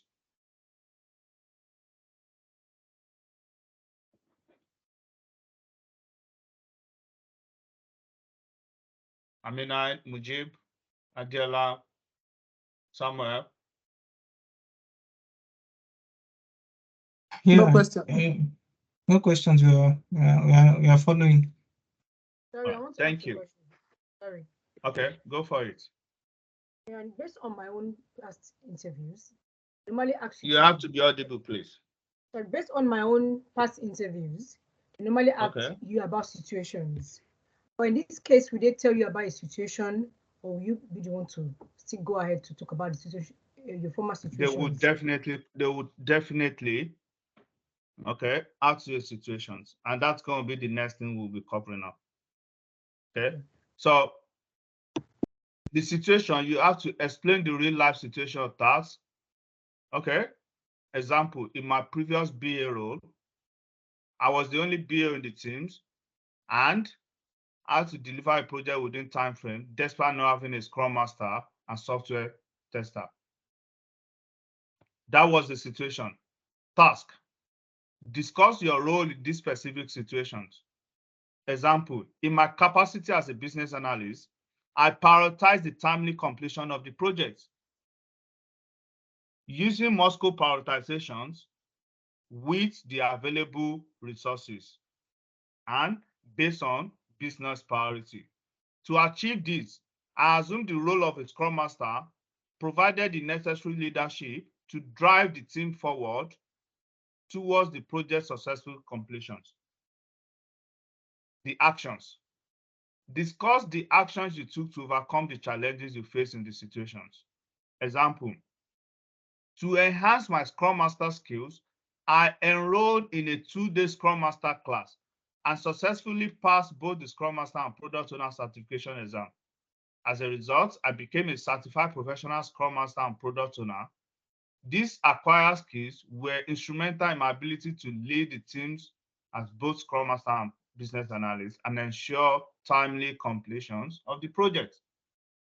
Result, through my initiative to improve my Scrum Master and Product Owner, I was able to save my company approximately $65,000 that would have been spent on hiring an external Scrum Master contractor. Moreover, this prevented delays in our development process by avoiding the need to recruit externally. By providing this in-house capability, our team was able to complete 2 major projects within budget and ahead of schedule, resulting in a revenue increase of approximately $150,000 for the company. Any question about it? So now, I have attended so many questions and I've coached many candidates who have also attended so many interviews. I can tell you these 5 interview questions, the chances or the probability that you come across them are above 80%. Okay, so, and I like to use these 5 questions to coach most of my candidates. Now, let's use the first one. I also want to say this. When you are going for an interview, I need you to have these 5 scenarios. You must have answers to these 5 scenarios using these STAR techniques. If you are able to master these 5 scenarios, trust me, you are 70% certain that you'll be successful in that interview. Okay, let's use the first one. Tell me a time that you've had to deal with a difficult stakeholders. Now, I like to say this, that please visions this scenario in, of course, maybe you're not faced with this situation in your project because I was the only one. You can just have it at the back of your mind. Look at me as a difficult stakeholders. Okay, I am a difficult stakeholder, a stakeholder that will always require you to do things differently, a stakeholders that even when I ask you, this is what I want, I can come back tomorrow and change it to you that I never said this to you. Does that picture or does that perfectly picture who a difficult stakeholder is to you? Can we go with that scenario, with that assumption that I'm a difficult stakeholder in your project? Can I have yes or no, please? Yes. Okay, thank you. So I am an interviewer and I've just asked you these questions. Hi, can you tell us a time you've had to deal with a difficult stakeholders? Okay, let me state this. This is not part of STAR techniques, but it is something I have used and I like to recommend. It is preamble. Okay, preamble is the first things, what I just like to add to these questions or to change the perspective, the narrative of the questions based on my understanding or how I think that question should be structured. Now, if the questions is how have you been able to deal with a difficult stakeholder? What is the preamble here? Oh, before I go there, please, when you are attending any interview, the first thing you need to do, you must connect to your interviewer's consciousness and play on their emotions. What do I mean by that? You must be saying things that connect to their emotions and they look at you that, oh, it's making sense. This guy is extraordinary. Whatever you need to do that without going above and beyond out of scope of what you're discussing, please do. And I'll give you an example. I've had an interview where my interviewers were people of colors, immigrants. When they asked me about my weaknesses, I connected to them. I play on their emotions. My weakness is because I am an African. I come from Africa. I spent major part of my years in Africa. As you may appreciate, I have a very strong African accent, which means in some cases, people find it difficult to understand me, which I found insulting at some point because English is not my mother language. You've connected to their consciousness. However, when you've highlighted something as a weakness, you must come with how have you been able to, reduce this, or what are the things you are doing to reduce it? And I'll say, okay, I've known this is a very serious issue. As I'm talking to you, I have registered and subscribed to an application to help me polish my accent and be able to at least speak in a way that people will be able to understand me much better, or to ensure that to reduce miscommunications. Anytime I talk, I always like to ask for clarification or affirmation from my audience to say, is that well understood? Will you like me to repeat myself? These are strategies for me that I've been using to reduce the issue of my communication issues. That's by the way. So let's go back to the questions. How have we been able to deal with difficult stakeholders? The preamble I like to come up with is appreciate your questions. I have why some people see or look at stakeholders that are not engaging or doing things the way they've expected as being difficult. My experience, the way I like to look at these stakeholders are stakeholders with high priority, that always like things to be done in a right way because they have high interest in the project. They want the project to be done correctly. So I don't perceive these stakeholders as being difficult. Instead, I look at these stakeholders as a partners. That's a preamble. When you say that, it's totally different from how majority, I can tell you, 90% of people will not say this. Now, that's a different perspective that you've distinguished yourself from.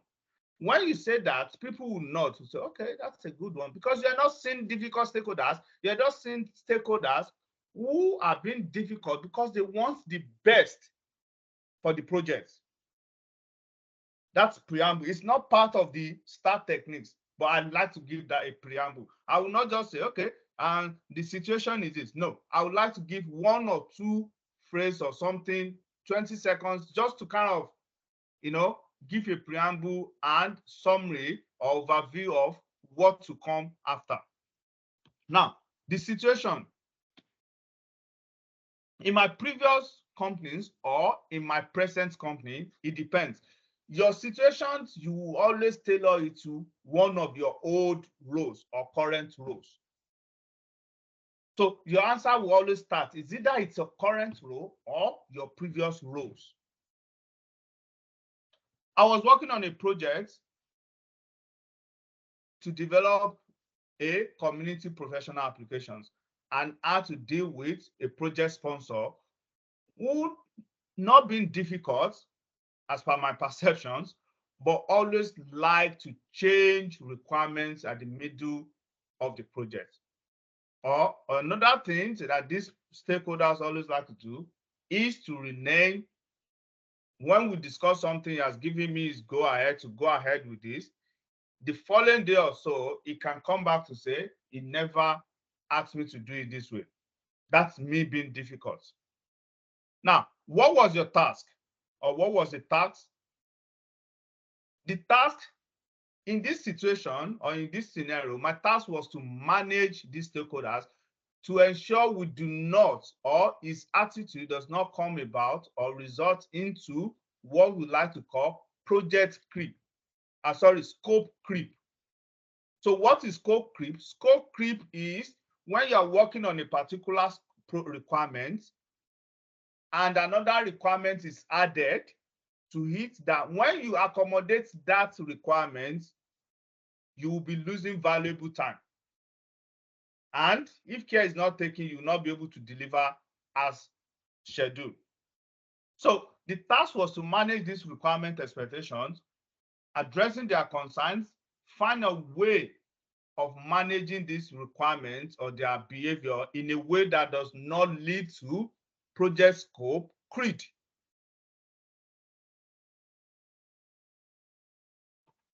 Task. Based on my task, to achieve this, I was able to, or I employed these actions to achieve this. I listened carefully to the stakeholders' concerns, try to understand his or her perspective, and I asked questions where I was not clear. Okay? In these situations,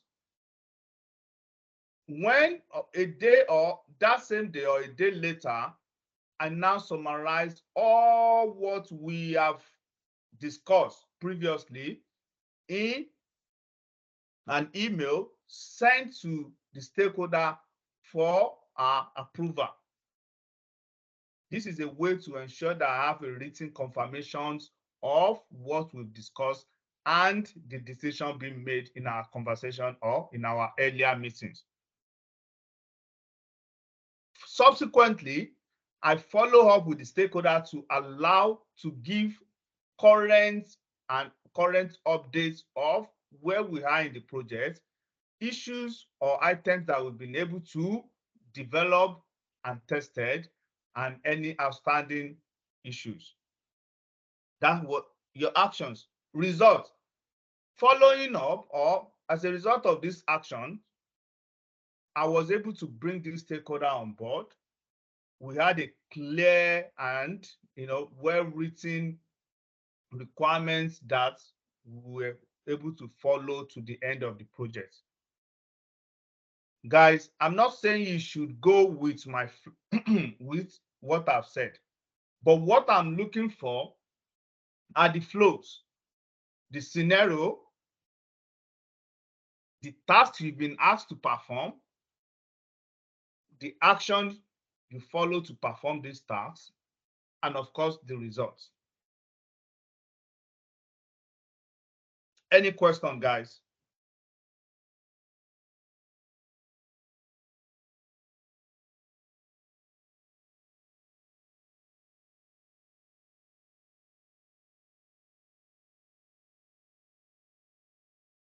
Mujib. Yeah, we're good. At least you're really sharing good experiences, especially connecting with the interviewers and finding their weak spots. Thank you. Absolutely. Let's go with another. Let's do one more example. Okay. How have you been able to handle stakeholder with conflicting priorities? Okay. Again, preamble. Thank you for these questions. I must state that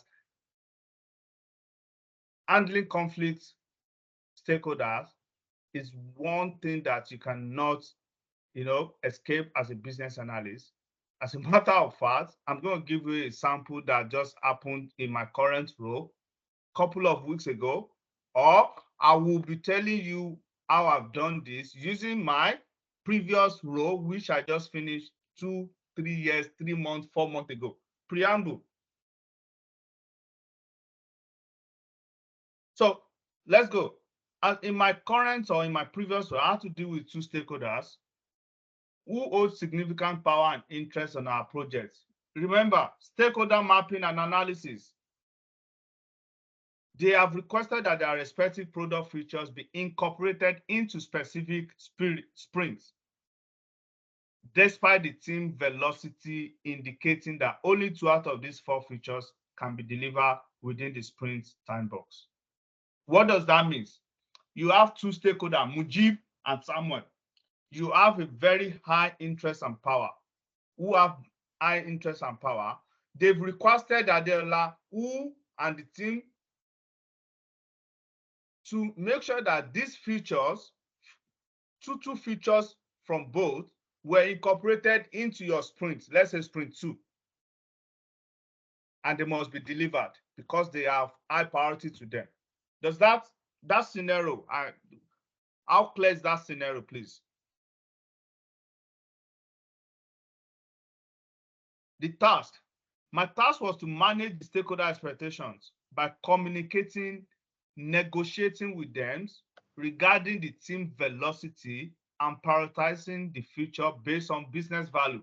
So out of these 4, your team velocity, which is the strength, you can only complete 2 out of these 4. So the task was to communicate with them, to negotiate, but out of these 4, we can only do 2. So it's now a matter of which of the 2 do we need to do. That is what we call negotiating with them. Okay, what were the actions? To achieve the results, I took the following actions. I compiled the development burden chart and velocity to say, okay, 2 out of our team members will be on annual leave within this sprint, meaning we are not fully capacitated to be able to deliver everything that you've requested for. I prioritize, then you have to prioritize the 4. How do you prioritize? Business value, must-goes. I prioritize these 4 requests or these functionalities using must-go prioritization, where I classify them as must. The must are what are of high importance to the project delivery, could, should, and won't. Okay, based on this, I estimated the delivery timeline of the features. That's okay, we're unable to accommodate 2. Out of these 4, we only estimated 2 of these requirements as a must, meaning there is no sense in leaving requirements with a must and go and do requirements with should. You now presented your prioritization to the 2 stakeholders to say, the 2 who have been assigned must will be developed in and implemented in current sprint. The other 2, we will try and do them in the next sprint. You've managed the conflict. Based on that, you organize a joint meeting with the 2 stakeholders to present your analysis using must-go prioritization to come about how you've been able to prioritize this. Okay, a feature that is a registration features, because without this registration feature, the application cannot go live. While profiling can still wait till the next development phase or the next sprint to accommodate features that is of high priority or must. The result was that after negotiating and analyzing this feature using must-go prioritization, the 2 competing stakeholders agreed with the outcomes when 2 of the 4 application or features will be completed in sprint 2 in the current sprint, and the others will be completed in the next sprint. They have visibility of when and how this feature will be completed. They were both happy. You moved ahead.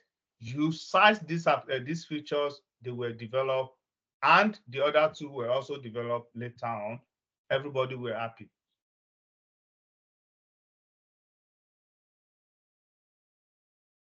Sorry, I don't know if that is making sense to us. So this is how we can apply STAR techniques to answer our questions.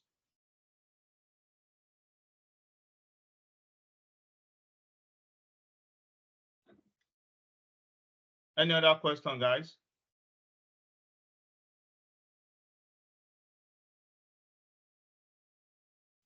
Please, this document you used as a guide, can we please have access to it? Sure. Okay, thank you. I'll just upload it on.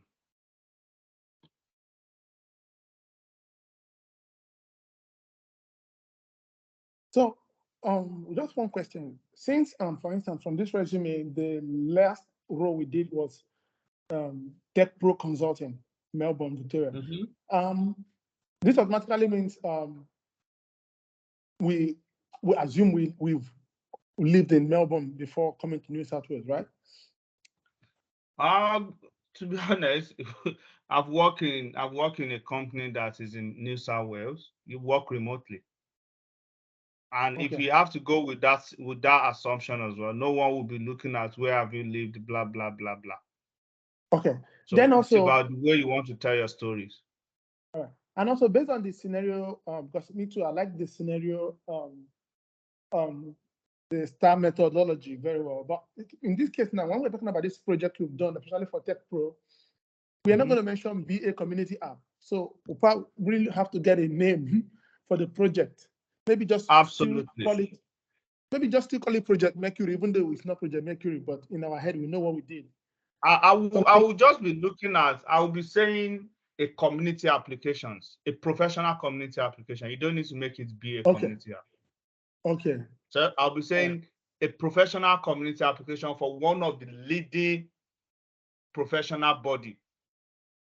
Okay. But they won't ask us the name because we are not No, supposed to disclose that. No, they won't. And if they do, you should just come up with something. And these are, you must have answer for any scenarios that might come. So if they ask you, just come up with anything, just anyone. No one will just go. I've used, even when I've not started working, I've used codes, I've used what have you. No one will ask you. I just hope none of us within this Tech Pro will go and apply to the same company. And but look at it. Tech Pro is a consulting firm. So you must have, there are Tech Pro, in this instance, I've collected more than 3 or 4 applications. Okay. Yeah. I mean, projects. Maybe you work on a project A. My current company is a consulting firm. We have some of us who are working with what is this? Office works. Some are working with schools. Some are working with University of New South Wales. Some are working with University of Melbourne. So the fact that you are in the same company does not mean you'll be working on the same project. I know. All I'm just saying is based on our resume. Yes, similarity. I understand. Yeah, but man, come on. There are many But what applications. happened? Yeah. Because the last interview I did before I got into American Express, there's this body called Higher Right. They drilled me at the interview. They did background check. It took almost 2 months before I could finally start working. Maybe because of it's a financial institution, maybe. But that was really difficult. Then another one I worked with, the last one, Cognizant, they had to call the company I supposedly worked with in Nigeria. I was shocked. No, so it is a very rare case. I have to be honest with you. In Australia, we are all lazy, as you may appreciate, and the highest they will just do is just give us your referees, and they just send a message. In fact, hardly will anyone call me. They'll just send. I've done reference for more than 20 people, so they just send me a copy, and I'll just go and fill it. So. Okay. Yeah. Hardly. It's a very rare case that people will do. I think it's because the 2 companies I work with were all financial. Like the Cognizant was an agent for ABN AMRO Clearing Bank. So I was working with the bank, but Cognizant is my employer. So we were just rendering service to the bank, ABN AMRO Clearing Bank. All right. I think so the only background check that they will do here, that I know they will do, is just this fit for work purpose. It's more of a criminal distance, not, Okay. Yeah. So sorry, I want to ask a question. Yeah. During our first class. You might have to be audible, please. During our first class, Mm-hmm. I noticed you mentioned that we should not apply with agencies. Oh, I can't remember I said that.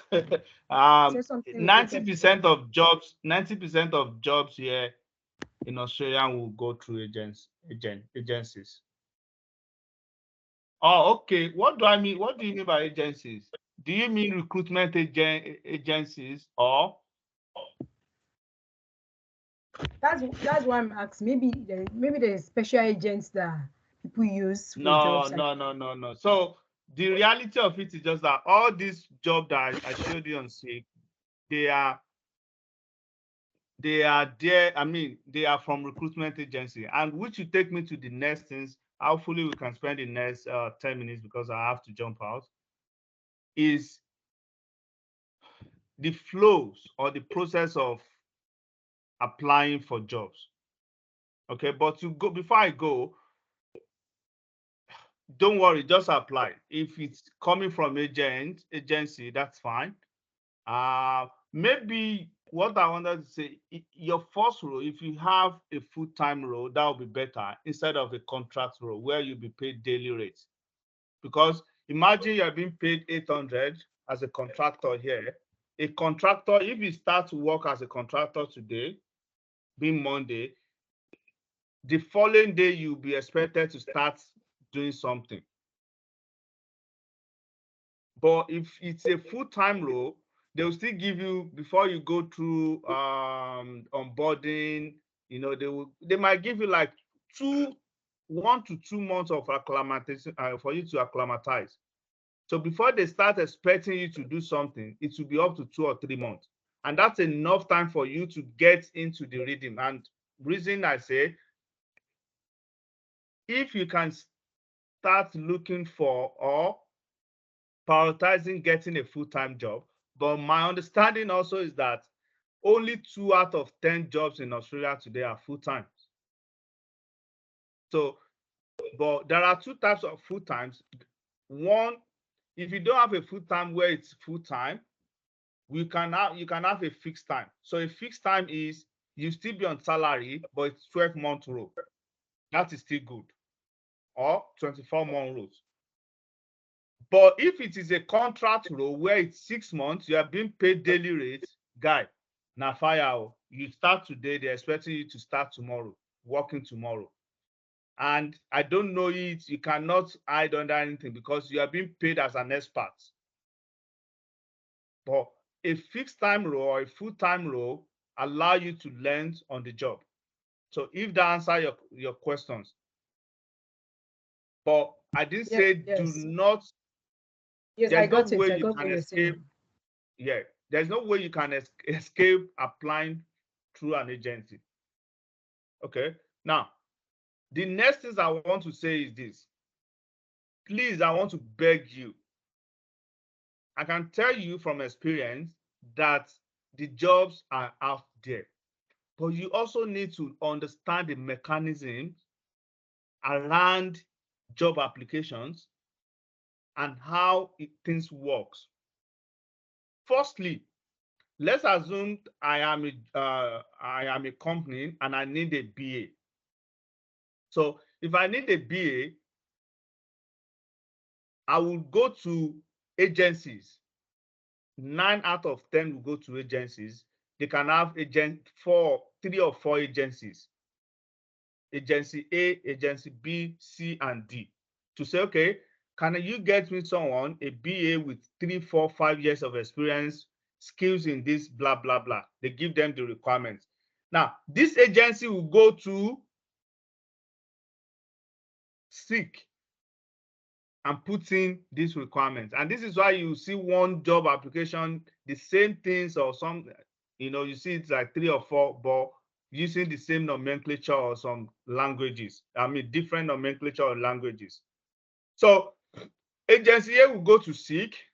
Agency B might go to Indeed. Agency D might go to LinkedIn, while agency E might go to another place.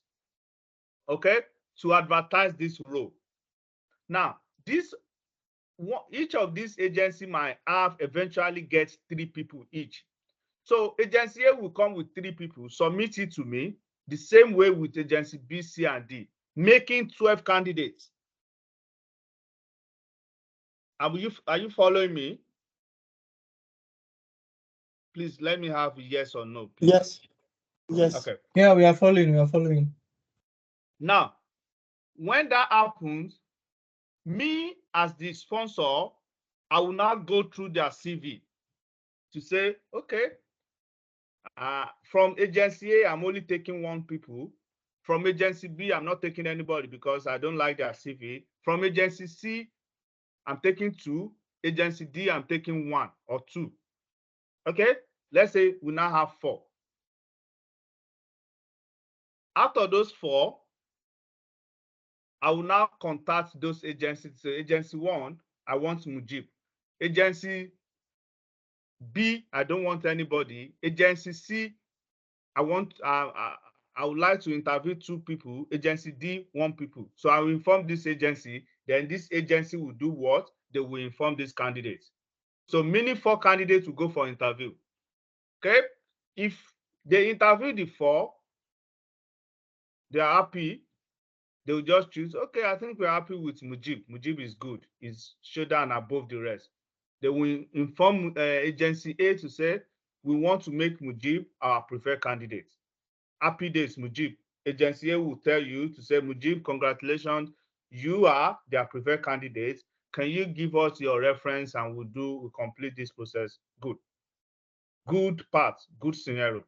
Another scenario, out of those 4 that they've interviewed, they see that, okay, out of these 4, 1 does not even come close, meaning they will reject 1, which is from agency B.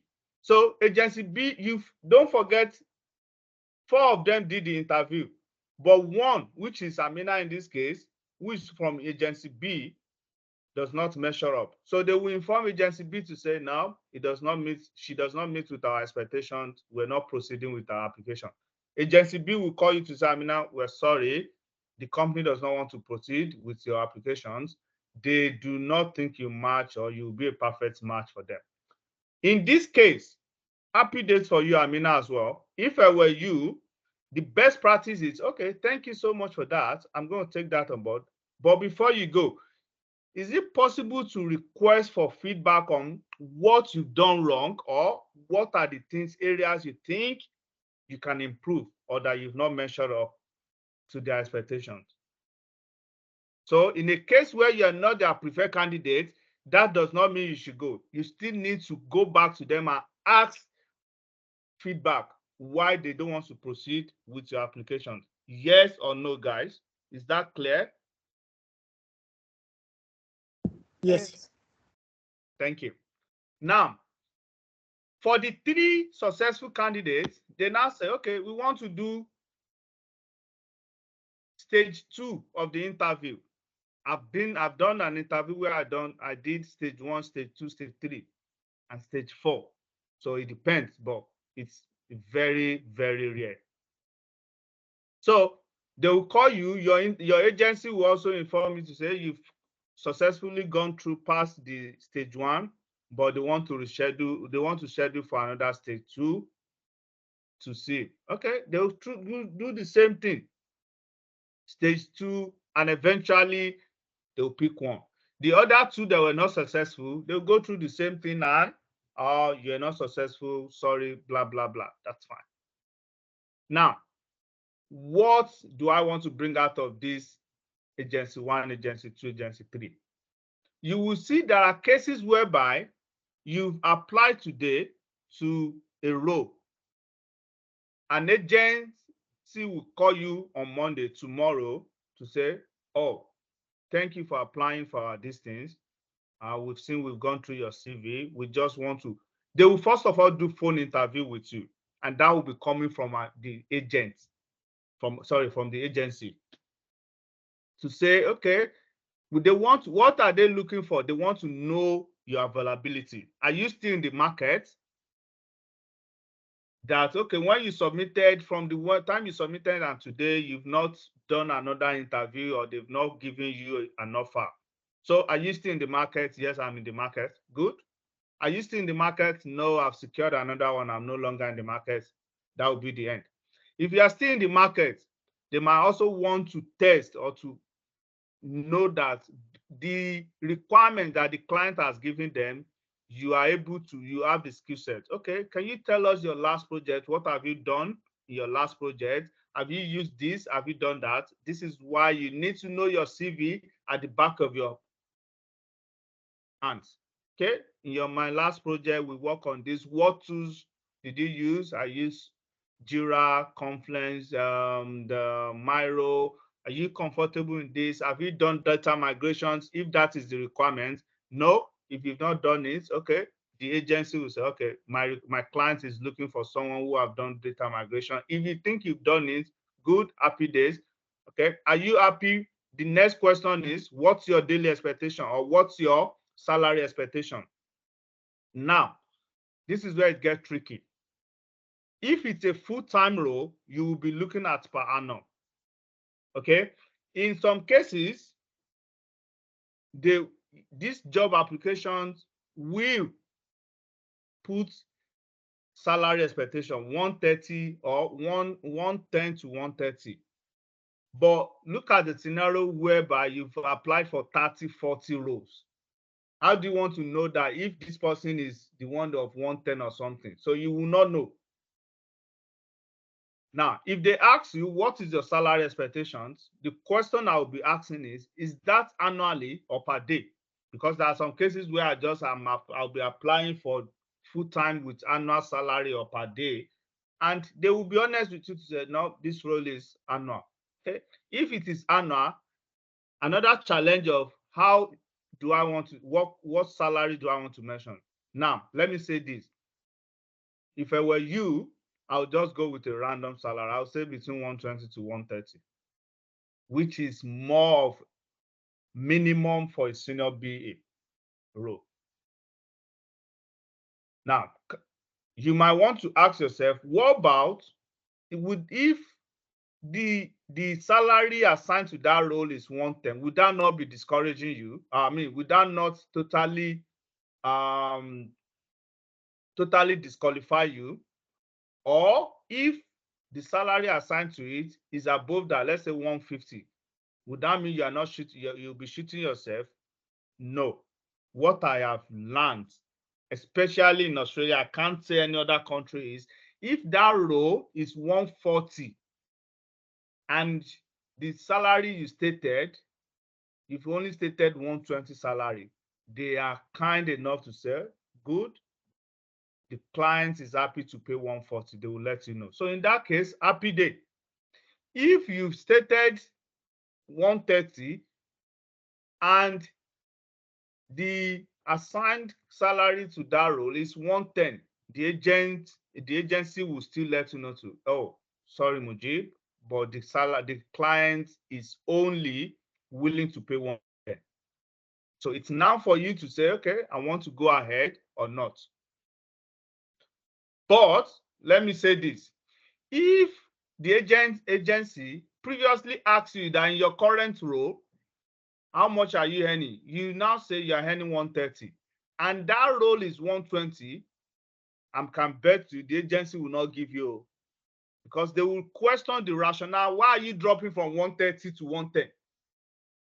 They will say that we know that if you get this, you only stay there for 1-2 months, you will not go. So that is what I've learned.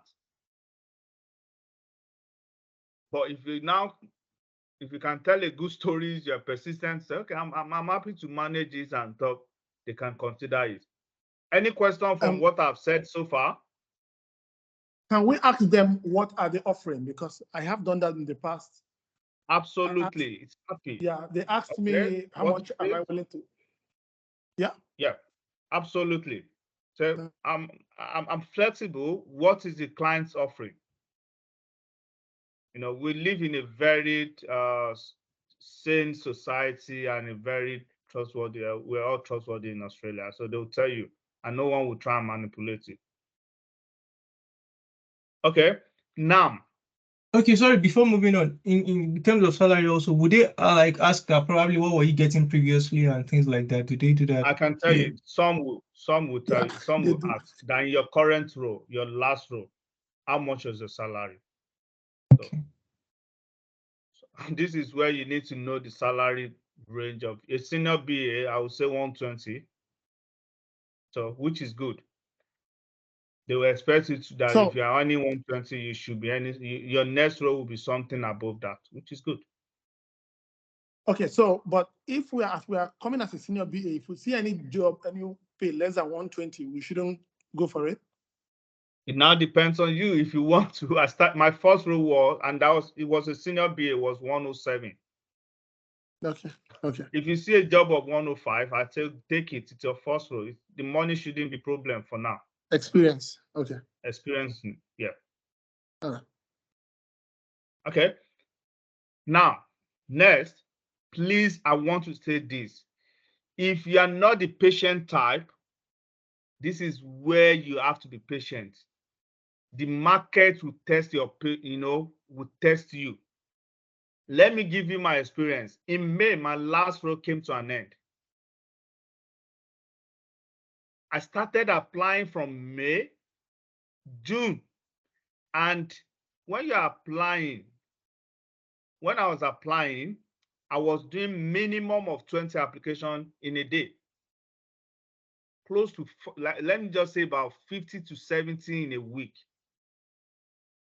My own strategy is I apply weekly, Sunday, and I want you to do that. This is the times I like to apply between 8 p.m. to 10 p.m. Reason being that when I apply, if 30 people apply, it is first in, last out. So me that applied around 11 or 10, my application will be on top. So if the agency comes to the office tomorrow, my application will be among the first that they will see. That is the strategy. So I will apply like 80 on Sunday. Now, I was doing that every day. Imagine in a month how many applications I will have submitted. Guess what? All were coming back with, "We're sorry." And that is something you should be expecting.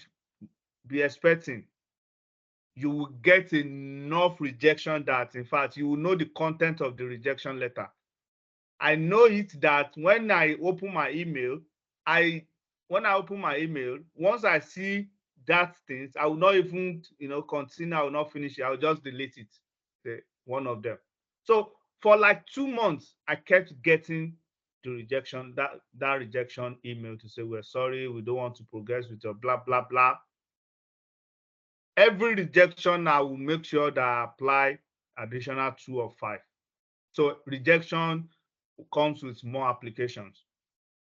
Around by 20th of June, I got a role who wanted, and those rejections, no one was even ready to go to schedule an interview with me. So around 20th of June, I got an interview. I went for the interview. I think 2 were not ready they didn't go ahead. I wasn't successful. In 23rd of June, I did another interview. The following day, they came back to me to say I was the preferred candidate. And I gave them their references, and they went ahead, they started the onboarding and blah. 25th, 2 days later, another interview came in. I did, in fact, when I've gotten the first one, I felt so, don't let me go. But I just went there because the agency was so nice, the way she talked to me, that I don't want to disappoint her. I went for that interview. The following day, I was the preferred candidate. So the moral story, the moral lesson of it, in a week, after almost 2 months of being rejected, in a week, I got 2 roles. And I decided which one I wanted to go with. Imagine if I allowed my frustration to come between me and I stopped applying, or I was not motivated any longer and I stopped. That's it. Moral lesson. And you're talking about me with my experience, with my knowledge of the industry and stuff, not to talk of you guys. What do I want to bring out of this? Guys, you can never be tired of applying. How long it will take for you to get that role, I don't know. All I know is you will get it. So every rejection, follow it up with 5 or 10 more applications. Just keep going. Now, your chance of landing first an interview will be determined by the quantity of applications you are sending across. So you cannot be sending 5, 10 applications. I can bet you your chance will be extremely low. Someone who is sending 100 applications in a week will have a more chance of getting interviewed than you. You have to consider your level in the industry. Now, imagine you've been shortlisted for an interview and you are going with an interview with me. And we're not in the same space in terms of experience. But what you want to do is, if you've been asked to attend an interview, use that interview to prepare for the next one. Okay, you've attended this one. what were the things you should have done better, come up with the questions, you know, how to answer it. That will prepare you for more for the next one. You can now go back to what you've done. Okay, what should I have done better in the previous interview? Use it to prepare for the next one. So, what do I want to bring out of this? Guys, the jobs are there, but you are also competing with others. There's no way. If you want to be doing a daily application, which is what I'm going to be encouraging you, I want to see you applying minimum of 20 in a day. Even if it is 10 years of experience, apply. As long as they are what, you know, you look at it, they are in line with what you've been taught, which is user stories, acceptance criteria, Jira, Agile and stuff. Apply minimum of 20, 10 in a day. Just keep applying. Don't look at the rejections. When they reject you, apply more. That is what I want you to do. Leave the rest. It will come at some stage. But when you now, what I've seen with people, some of my candidates, is those who get it are those who are stubborn, who want it more, wanted it more. How you get the job determines, you know, what will determine it is, how much do you want it more? That is what will make you to get that job. Lastly, the flow of this. Now, what I've seen is this. When you start applying, the first few weeks, you will be getting rejection letter. No one will even be looking at your CV. It does not mean that your CV is not good. It's just the way I've seen the market. Maybe after a month or a few weeks, you start getting calls from the agencies where the first level of conversation will start taking place. Are you still in the market? What's your role? What's your salary expectation? Blah, blah. That will come. I remember when I was doing mine, each time agency called me, I'll go downstairs and tell my wife, I think this thing is happening. Oh, I've just got a call now and we discuss about salary expectation. Guys, don't raise your hope. That does not mean you are getting the job, because they are not the one that will even do the interview. They are just doing their own job to go through the shortlisted. Now,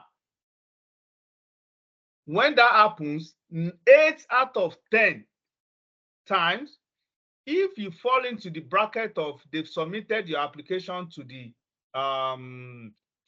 client and the client does not suit you, fit you suitable for that role, that they don't want to progress further with the interview, the agency will not even come back to tell you that they are not progressing with your interview. So you just see that an agency that called you yesterday, you discuss about salary expectation and stuff, you just be waiting endlessly without hearing anything back from them. So have that expectation. Maybe some reasonable one will be the one that will tell you. Only 1 out of 10 of them will come back to tell you that, sorry, Mujib, they don't want to progress with the application. They've found someone more suitable to interview with.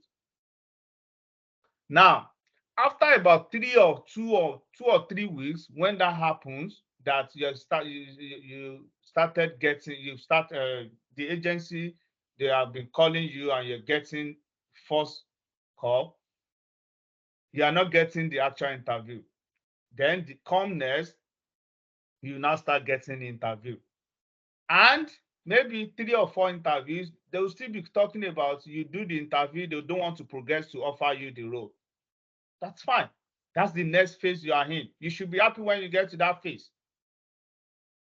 After about 2 weeks, a week or 2 or 3 weeks, where you've done 2 or 3 interviews, you now get to that stage where even you yourself, when you go through this interview, you will be confident that, man, I aced this interview. Yeah, come in. Thank you. You'll be confident that you aced this interview. So that is the first phase. Phase 1, you start applying with getting rejection. Don't be disturbed. It is the process. Even those of us who are experienced, who knows the market, will still go through that process. Phase 2, after some weeks, the agency will start calling you for first round of interview, phone interview. Happy days, you are getting there. Phase 3, they will start shortlisting you for an interview. Phase 4, you'll be doing the interview, but you will not be successful at the interview. Don't be sad.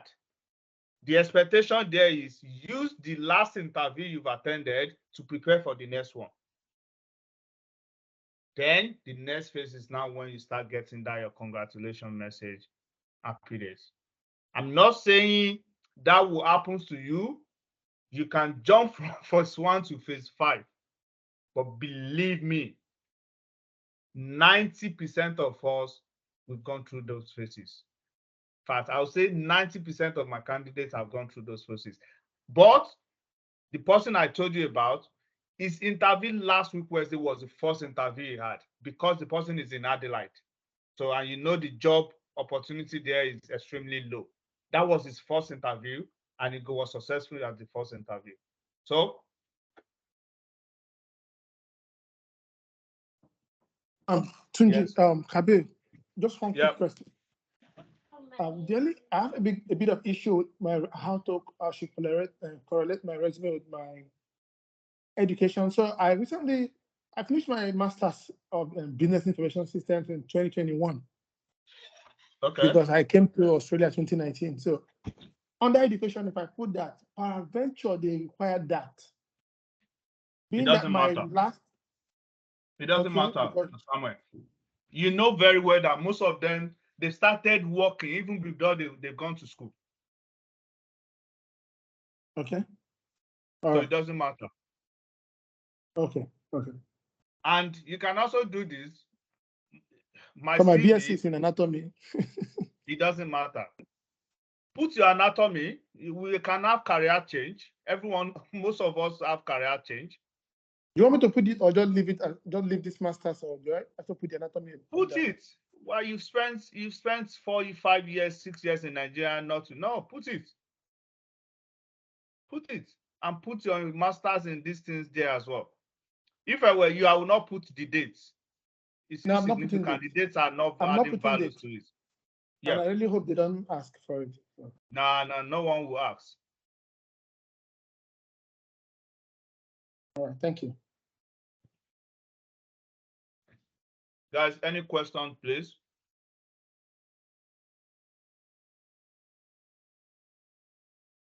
All right. All the best. You know where you can get me, where you can find me if you need me. Please, I still want to encourage you that you should finish your projects, finish the test plan, requirement traceability. You are still on the platform. You have God knows how many times. If you want to do it the next 2 or 3 weeks, all the best, you can go ahead and do it.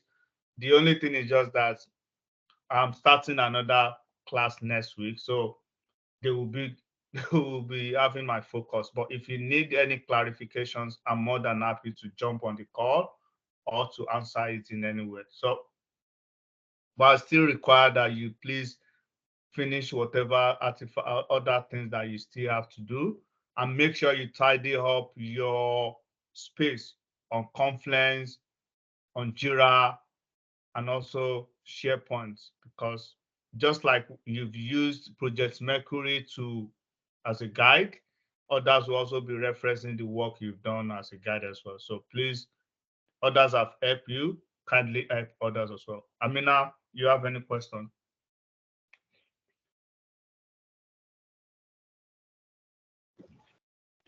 So how will we know when the project is over? Like,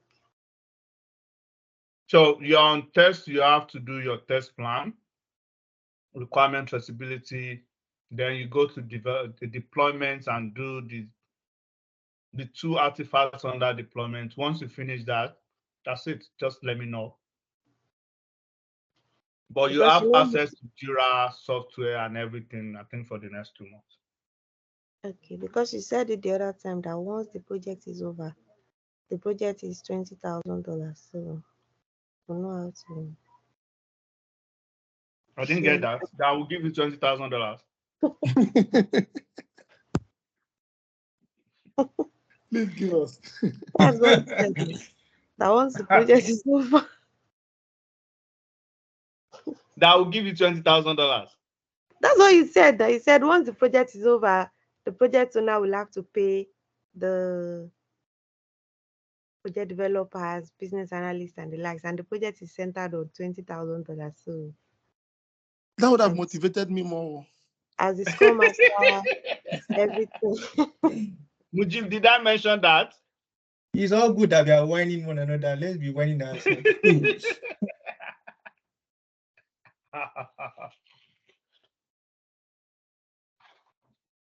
All right, thanks, guys. It's been a pleasure, and I hope to get your success story time. Please, I need your determination. You're getting, you know it now. You have what is needed. Trust me. I've worked with some of the, some candidates in the past. They don't have 50% of what you do have here in your project team. Don't be scared. Just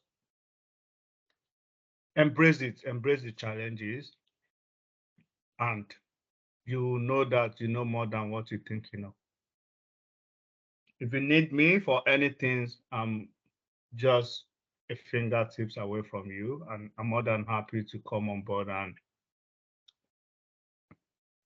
just be of help. Abi, Yeah. in this resume, I can see under skills, you say data mapping and analysis. More leave it like that. Yeah, please do. So the data mapping and analysis, let me see, it's not data. So I think I've seen. I can where is see your- Azure DevOps. Yeah. You can leave it. It's not Azure DevOps does the same thing like Jira. It's the same thing as Jira. Okay. So just leave it. Now, data mapping and analysis. This is data mapping and analysis. Okay. To map things together to each other. So it's not something technical. So you've done data mapping and analysis yet. So the use case, which of these candidates can do this?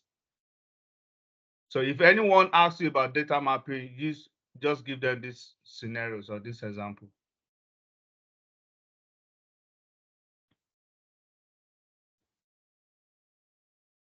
All right, guys, it's been almost 3 hours. I need to go and have enough water. Thank you and all the best. Thank you so much. Thank you very much. Thank you. Thank you so much.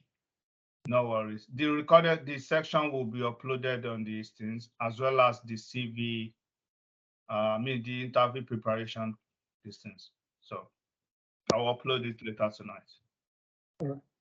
Kabi, can I send you my resume on WhatsApp? Can you send it on my email or on the email, please? So that otherwise I sent my, but you haven't gotten back to me. Which email? Which of the email is that? The one.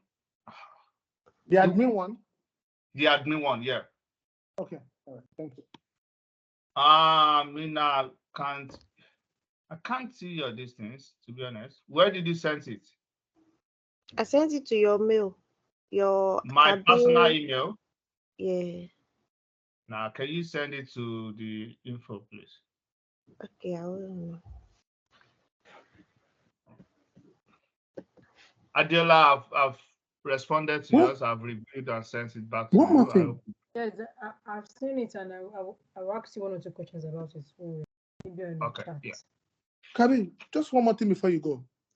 Mm-hmm. So, we've also got other roles below the first top 2. What if they proceed to inquire by the other 2? Are you still going to be there to do the reference for those ones? So you are just expected you are expected to give 2 references. Okay. Okay. Now, with the yeah. reference, I don't think you should worry about it. We will come up with a reference. I can do 1 reference, which is for TechPro, but hopefully you should be able to get another reference for the others. But if not, don't worry about it. We'll come up with something. Okay. Okay. Thank you. Yeah. All right, guys. Thank you so much. And all the best. Thank you so much for your time. Yeah.